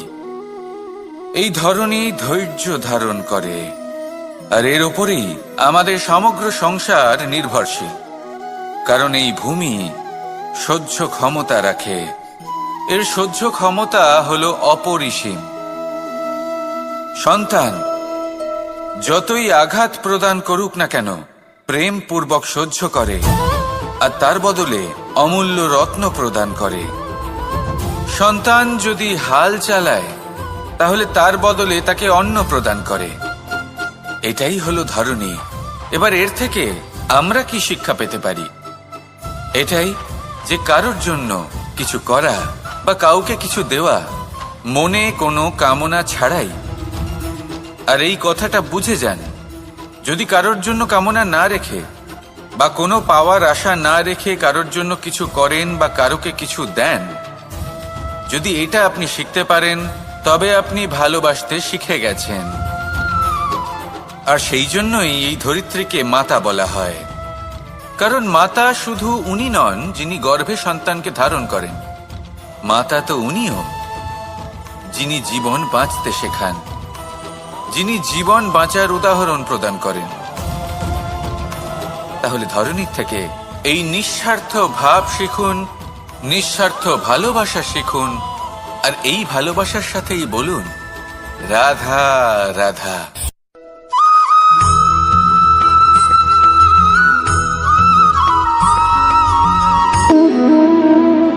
সম্পর্ক হলো আমাদের জীবনের একটি আধার।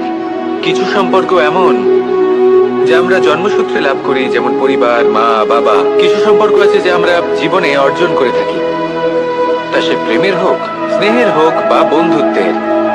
এই সকল সম্পর্ক লাভ করার বা গড়ে তোলার 5টি ধাপ রয়েছে। প্রথম ধাপ, কোনো ব্যক্তির সাথে আলাপ হওয়া, তার সাথে কথা বলা বা তাকে দেখা। দ্বিতীয় ধাপ, সে ব্যক্তিকে আমাদের ভালো লাগা। তৃতীয় ধাপ, আমাদের এটা চাইতে শুরু করা যে জীবনে এই ব্যক্তি যেন আমাদের বন্ধু হন, আমাদের জীবনে থাকেন, বা আমাদের কাউকে ভালোবেসে ফেলা। আর এটা আমাদের ভাবা বা চাওয়া যে সেই ব্যক্তি যেন আজীবন আমার সাথে থাকেন, আমার জীবনে আমার সাথী হয়ে। চতুর্থ ধাপ, লাভ করা। এবার এই ধাপটি অনেক মানুষের পক্ষেই খুবই সরল হয়, বড়ই সরল ভাবে নিজেদের সঙ্গীকে লাভ করে থাকেন। কিছু মানুষের জন্য এই ধাপ অত্যন্ত কঠিন হয়ে থাকে। অনেক প্রতিকূল পরিস্থিতির উপর জয়লাভ করে তারা সঙ্গীকে লাভ করেন, কিন্তু লাভ অবশ্যই করেন। এরপরে আসে পঞ্চম, অন্তিম এবং সব থেকে গুরুত্বপূর্ণ ধাপ। সেটা হলো সেই সম্পর্ক পালন করা। এটা হলো এমন এক বিষয় যা প্রত্যেক মানুষের শেখা উচিত। যদি ব্যক্তি নিজের জীবনে সম্পর্ক রক্ষা করতে শিখে যান, তবে প্রত্যেক সম্পর্ক তার জীবনকে স্বর্গ করে তুলবে। আসুন আর আমার সাথে ভালোবেসে বলুন, রাধা রাধা।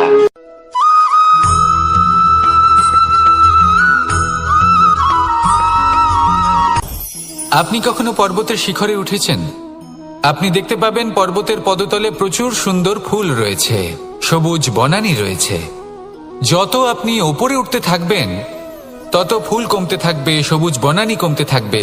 আরো কিছুটা ওপরে উঠলে কাঁটা জাতীয় গাছ দেখতে পাবেন, শুকনো গাছ দেখতে পাবেন। আরো যদি ওপরে ওঠেন তাহলে পাষাণ দেখতে পাবেন। আরো ওপরে উঠলে হিমখণ্ড দেখতে পাবেন। এই যে পর্বত, তা মনুষ্য জীবনের সব থেকে উত্তম উদাহরণ। মানুষ যখন সাফল্যের শিখরে পৌঁছতে চান, মহানুভবতার শিখরে পৌঁছতে চান, পথে যত আস্তে আস্তে উপরে উঠতে থাকেন, ততই ভৌতিক বস্তু তার থেকে বিচ্ছিন্ন হতে থাকে। যদি তিনি সেই ভৌতিক বস্তুগুলি ত্যাগ না করতে পারেন, তাহলে কখনোই সেই স্থানে পৌঁছতে পারবেন না। আর মানুষ যদি উচিত ত্যাগ করতে পারেন, পথে অগ্রসর হতে থাকেন, এগোতে থাকেন, তাহলে একদিন না একদিন তিনি মহানুভবতার, জ্ঞানের, সাফল্যের হিমের স্বাদ অবশ্যই লাভ করবেন। মনে রাখবেন, মানব জীবনে ত্যাগ হলো অত্যন্ত গুরুত্বপূর্ণ অংশ। আসুন আমার সাথে ভালোবেসে বলুন, রাধা রাধা।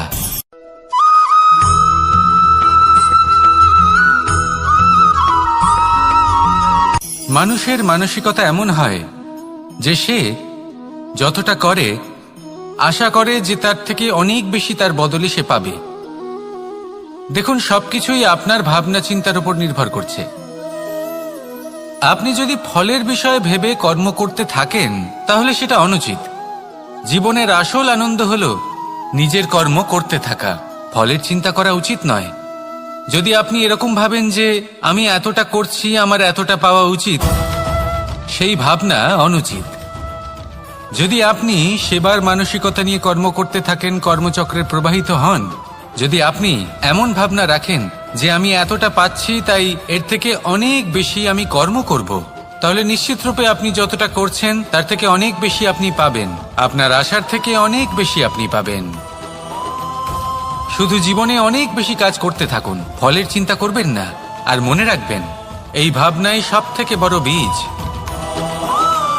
কর্মের উপর বিশ্বাস রাখুন, জীবনে যা যা আপনি চান সবই সুখময় হবে।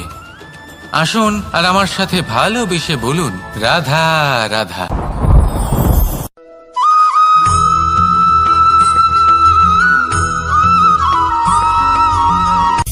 সূচের শেষে একটি ছিদ্র থাকে, যার দ্বারা আমরা এই সুতো পরাতে পারি। আর তারপর সূচের সাহায্যে এই সুতো দিয়ে বস্ত্র সেলাই করা যায়। কিন্তু যদি সুতোটা সোজা করে ধরা না হয়, তাহলে সূচে কখনো এই সুতো পরানোই সম্ভব নয়। যদি এতে কোনো গিঁট পড়ে, তখন তা কখনোই এই ছিদ্র দ্বারা প্রবেশ করা সম্ভব নয়। ঠিক এইভাবেই যদি আপনি কারোর জীবনে প্রবেশ করতে চান, কারোর অন্তরে প্রবেশ করতে চান, তাহলে আপনাকেও সহজ থাকতে হবে।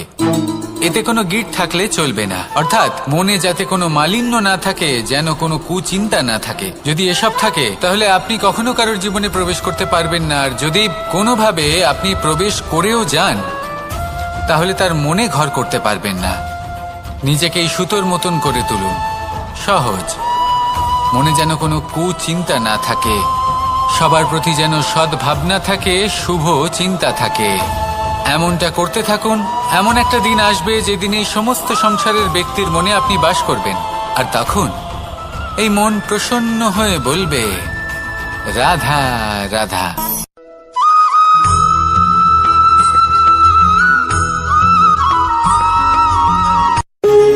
যখন মানুষের মৃত্যু হয় তখন কি হয়? অনেক সংখ্যক মানুষ শোক পালন করতে চলে আসেন। যে ব্যক্তি মৃত্যু লাভ করেছেন তার অনেক বস্তু থাকে যেগুলো তার প্রিয়, যেগুলো তিনি ব্যবহার করেছেন। তার শয্যা, তার বস্ত্র, তার আভূষণ সবকিছু তার থেকে বিচ্ছিন্ন করা হয় এবং খালি হাতে তাকে শ্মশানের উদ্দেশ্যে রওনা করা হয়।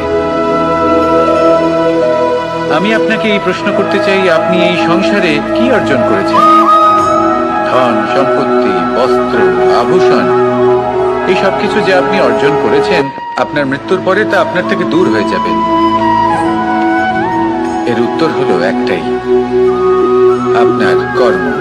শুধু সেটাই আছে যা একান্ত আপনার, আর শুধু সেটাই এই সংসার থেকে চলে যাওয়ার পরেও সংসারেই জীবিত থাকবে। যদি আপনি দুষ্কর্ম করেন তাহলে এই সংসার আপনাকে একটি অনুচিত উদাহরণ হিসেবে মনে রাখবে যে এই ব্যক্তি খুব পাপী ছিল, অনুচিত কর্ম করতেন। যে পথে তিনি চলেছেন সেই পথে কারোর চলা উচিত নয়। সেখানেই যদি আপনি সৎকর্ম করেন তাহলে সংসার চিরকাল এটাই বলবে যে খুব ভালো মানুষ ছিলেন, সবাইকে ভালোবাসতেন, সবাইকে সাহায্য করতেন, আমার খুব প্রিয় মানুষ ছিলেন। এটাই হলো শ্রেষ্ঠ কর্ম। সেই জন্য জীবনে শুধুমাত্র ধন সম্পত্তি, আভূষণ এই সব অর্জন করতে গিয়ে নিজের মনোনিবেশ করবেন না। শ্রেষ্ঠ কর্ম করুন। সংসার থেকে চলে যাওয়ার পরেও এই কর্মই এই সংসারে আপনাকে জীবিত রাখবে। আসুন আমার সাথে ভালোবেসে বলুন, রাধা রাধা।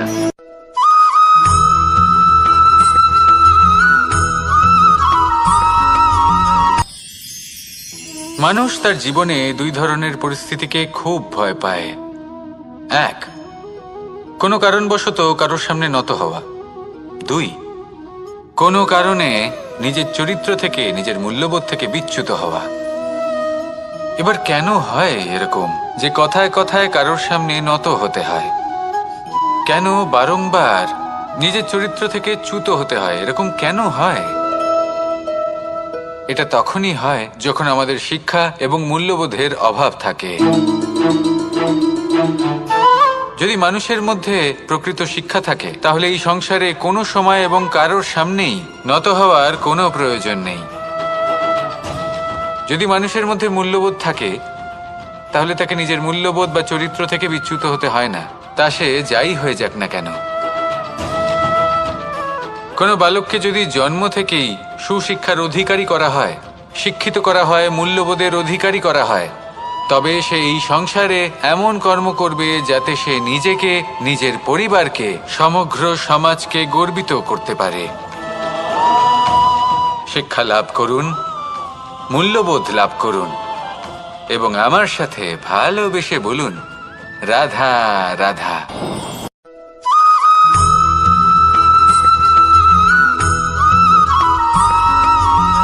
কথায় আছে যে এমন কোনো অক্ষর নেই যার দ্বারা কোনো মন্ত্র হয় না। এমন কোনো বনস্পতি নেই যা নিজেই একটা ঔষধি নয়। পৃথিবীর এমন কোনো ব্যক্তি নেই যার মধ্যে কোনো যোগ্যতা থাকে না। শুধু প্রয়োজন হলো যে ব্যক্তিকে আমরা খুঁজে চলেছি তাকে সঠিকভাবে চিনে নেওয়া। যদি তার যোগ্যতা, তার বিশেষত্ব আমরা বুঝতেই না পারি তাহলে আর লাভ কি রইল? এই সংসারে এমন অনেক ব্যক্তি রয়েছেন যারা ছোট ছোট অসফলতার কারণে আপনাকে এটা বলে দেবে যে আপনি কোনো কাজের নন, আপনি হলেন মূর্খ, আপনি কিছুই করতে পারবেন না। এইসব কথায় কখনোই বিশ্বাস করবেন না, কারণ আপনি এবং প্রত্যেকটি জীব এই পরমাত্মা এবং এই প্রকৃতির সৃষ্টি, যা অত্যন্ত বিশেষ। যদি আপনাকে উদাহরণ দিই তাহলে একদিকে আছে তরোয়াল, একটা বড় লম্বা তরোয়াল, যার দ্বারা যুদ্ধ করা যায়, জয়লাভ করা যায়। আর অন্যদিকে রয়েছে একটা ছোট্ট সূচ, কিন্তু যে কাজ একটা ছোট্ট সূচ করতে পারে তা একটা তরোয়াল দ্বারা সম্ভব নয়। এর অর্থ হলো এটাই যে প্রত্যেকটা রচনা অত্যন্ত অমূল্য এবং অত্যন্ত বিশেষ হয়। তাহলে বিশ্বাস রাখুন যে আপনি অত্যন্ত বিশেষ একজন, আর প্রেমের সাথে বলুন রাধা রাধা।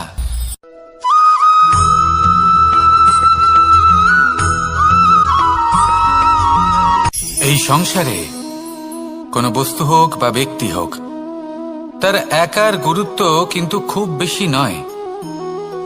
একটা উদাহরণ হিসেবে বৃষ্টির ফোঁটাকে ভেবে দেখুন। যদি একটি বৃষ্টির ফোঁটা হয় তাহলে তার খুব বেশি গুরুত্ব থাকে না, কিন্তু যখন সহস্র বৃষ্টির ফোঁটা মেঘের মধ্যে দিয়ে ঝরে পড়ে তখন সেটা বর্ষার রূপ ধারণ করে। সেই বর্ষা যা এই প্রকৃতিকে শান্ত করে। সেইভাবেই পাথরের ছোট টুকরো, তার খুব বেশি গুরুত্ব থাকে না, কিন্তু যখন অসংখ্য পাথরের টুকরো একত্রিত হয় তখন তা পর্বতের আকার ধারণ করে। সেইভাবেই কিছু মানুষ যখন একত্রিত হন তখন তৈরি হয় পরিবার, কিছু পরিবার যখন একত্রিত হয় তখন তৈরি হয় সমাজ, যখন অনেক সংখ্যক সমাজ একত্রিত হয় তখন তৈরি হয় রাজ্য। এবার এই রাজ্যের সবথেকে গুরুত্বপূর্ণ ব্যক্তি হতে পারেন রাজা, কিন্তু তাও সেই রাজা একা কিছু করতে পারেন না। যুদ্ধ লড়ার সময় তারও নিজের সৈন্যদলকে প্রয়োজন পড়ে। কিন্তু এই সংসারে এমন একজন ব্যক্তি আছেন যিনি একাই সব কাজ করতে থাকেন, এবং সেই ব্যক্তি হলেন মা।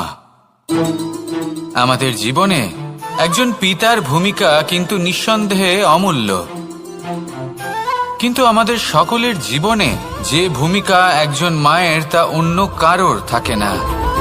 একজন মা একাই সন্তানকে বড় করতে পারেন, সংস্কারী করে তুলতে পারেন, তার জন্য পরিশ্রম করেন। আর এত কিছু কাজ করার পরেও তার কাজের জন্য তিনি প্রশংসা অবশ্য পান না। উল্টে যদি সেই সন্তান অনুচিত পথে চালিত হয়, অনুচিত কর্ম করে, তখন সেই মাকেই অপবাদের পাত্র হয়ে উঠতে হয়। আমাদের জীবনে মায়ের যোগদান কতটা সেটা বুঝুন। আপনাকে বড় করে তোলার জন্য উনি কতটা পরিশ্রম করেছেন সেটা বুঝুন।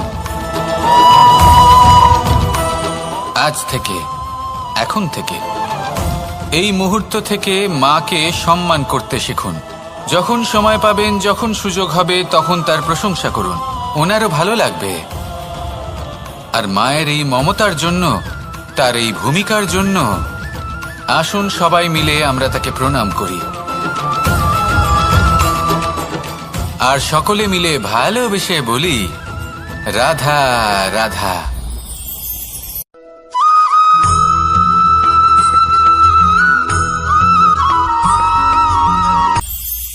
এটা হলো ধান গাছ। এর থেকে যে চাল উৎপন্ন হয় তা মানুষ গ্রহণ করেন। আর এটা কি? এ হলো জংলি ঘাস। একবার ভেবে দেখুন, যদি এই জংলি ঘাস ধান গাছের আশেপাশে থাকে তাহলে কি হবে? ধান উৎপন্ন হতে পারবে? তা উৎকৃষ্ট হতে পারবে? আমরা কি তা গ্রহণ করতে পারবো? কখনোই নয়। এই জংলি ঘাস ধানকে নষ্ট করে দেবে, কিন্তু নিজে জীবিত থাকবে। এটাই হলো আজকের শিক্ষা। এই সংসারে যদি আপনি নীতির পথে চলতে চান, উচিত কর্ম করতে চান, সংসারকে সেবা করতে চান, তাহলে জংলি ঘাসের মতো ব্যক্তিদের থেকে সবসময় দূরে থাকতে হবে। সেই ব্যক্তি যারা দুর্নীতি এবং মিথ্যা দ্বারা পরিপূর্ণ, যাদের ব্যবহার অশুভ, যাদের অনেক অশুভ গুণ রয়েছে, তারা সঠিক নয়।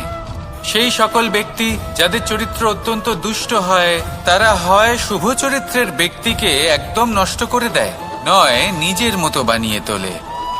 তাই যদি আপনি নীতির পথে চলতে চান, এই সংসারের জন্য শুভ কর্ম করতে চান, তাহলে সেই সঙ্গ লাভ করুন যে সঙ্গ জ্ঞানে পরিপূর্ণ, যাদের মধ্যে অনেক গুণ আছে, যাদের থেকে প্রতিদিন কিছু শিখতে পারবেন, এমন ব্যক্তির সাথে জীবন অতিবাহিত করুন। দুরাচারীদের থেকে দূরে থাকুন। তবেই এই মন প্রসন্ন হয়ে বলবে, রাধা রাধা।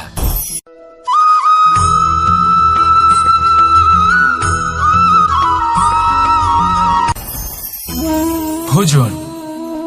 এবার ভোজন সংগ্রহ করার জন্য মানুষ কি না করেন, সবসময় চেষ্টা করতে থাকেন। ফসল উৎপাদনের জন্য অনেক পরিশ্রম করতে থাকেন, কিন্তু অনেক সময় অনেক পরিশ্রম করার পরেও ফসল ভালো উৎপাদন হয় না। এর কারণ কি? কারণ হলো এটাই যে আপনি পরিশ্রম হয়তো অনেক করেছেন, কিন্তু আপনার নজর তো সেই বীজের দিকে ছিলই না যা আপনি রোপণ করেছেন।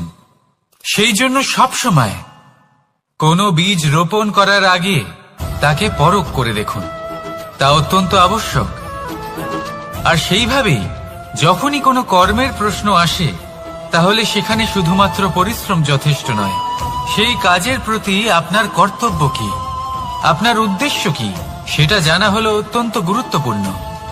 তাই কর্ম করুন, কিন্তু সেই কর্মের প্রতি আপনার যা উদ্দেশ্য তার মাহাত্ম্য বুঝতে চেষ্টা করুন।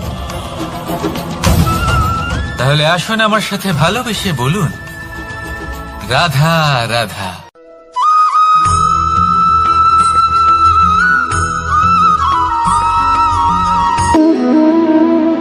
সম্পর্ক হলো আমাদের জীবনের একটি আধার। কিছু সম্পর্ক এমন যা আমরা জন্মসূত্রে লাভ করি, যেমন পরিবার, মা, বাবা। কিছু সম্পর্ক আছে যা আমরা জীবনে অর্জন করে থাকি, তা সে প্রেমের হোক, স্নেহের হোক বা বন্ধুত্বের। এই সকল সম্পর্ক লাভ করার বা গড়ে তোলার 5টি ধাপ রয়েছে। প্রথম ধাপ, কোনো ব্যক্তির সাথে আলাপ হওয়া, তার সাথে কথা বলা বা তাকে দেখা।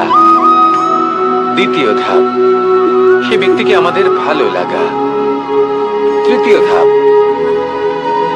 আমাদের এটা চাইতে শুরু করা যে জীবনে এই ব্যক্তি যেন আমাদের বন্ধু হন, আমাদের জীবনে থাকেন, বা আমাদের কাউকে ভালোবেসে ফেলা। আর এটা আমাদের ভাবা বা চাওয়া যে সেই ব্যক্তি যেন আজীবন আমার সাথে থাকেন, আমার জীবনে আমার সাথী হয়ে। চতুর্থ ধাপ, লাভ করা। এবার এই ধাপটি অনেক মানুষের পক্ষেই খুবই সরল হয়, বড়ই সরলভাবে নিজেদের সঙ্গীকে লাভ করে থাকেন। কিছু মানুষের জন্য এই ধাপ অত্যন্ত কঠিন হয়ে থাকে। অনেক প্রতিকূল পরিস্থিতির উপর জয়লাভ করে তারা সঙ্গীকে লাভ করেন, কিন্তু লাভ অবশ্যই করেন। এরপরে আসে পঞ্চম, অন্তিম এবং সব থেকে গুরুত্বপূর্ণ ধাপ। সেটা হলো সেই সম্পর্ক পালন করা।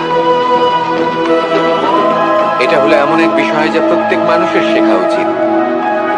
যদি ব্যক্তি নিজের জীবনে সম্পর্ক রক্ষা করতে শিখে যান, তবে প্রত্যেক সম্পর্ক তার জীবনকে স্বর্গ করে তুলবে। আসুন আর আমার সাথে ভালোবেসে বলুন, রাধা রাধা।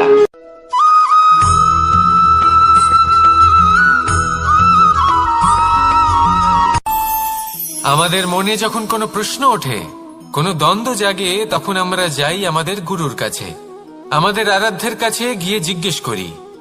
এইভাবেই একদিন আমি পৌঁছলাম আমার আরাধ্যের কাছে, আমার মহাদেবের কাছে, আর ওনাকে প্রশ্ন করলাম যে মহাদেব, জীবনে আনন্দ পাওয়ার, উৎসব পালনের, প্রেম ভাগ করে নেবার, জীবনকে উপভোগ করে নেওয়ার সর্বশ্রেষ্ঠ সময় কোনটা?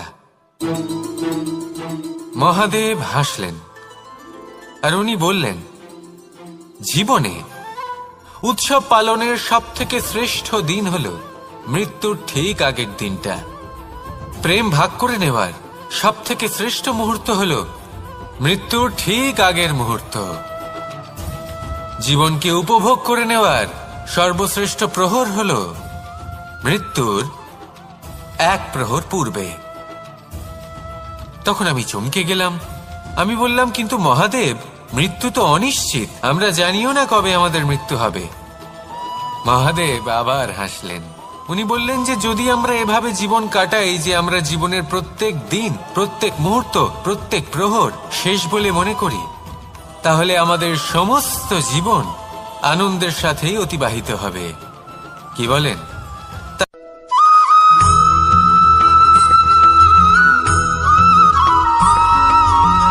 এই সংসারে কোনো বস্তু হোক বা ব্যক্তি হোক, তার একার গুরুত্ব কিন্তু খুব বেশি নয়।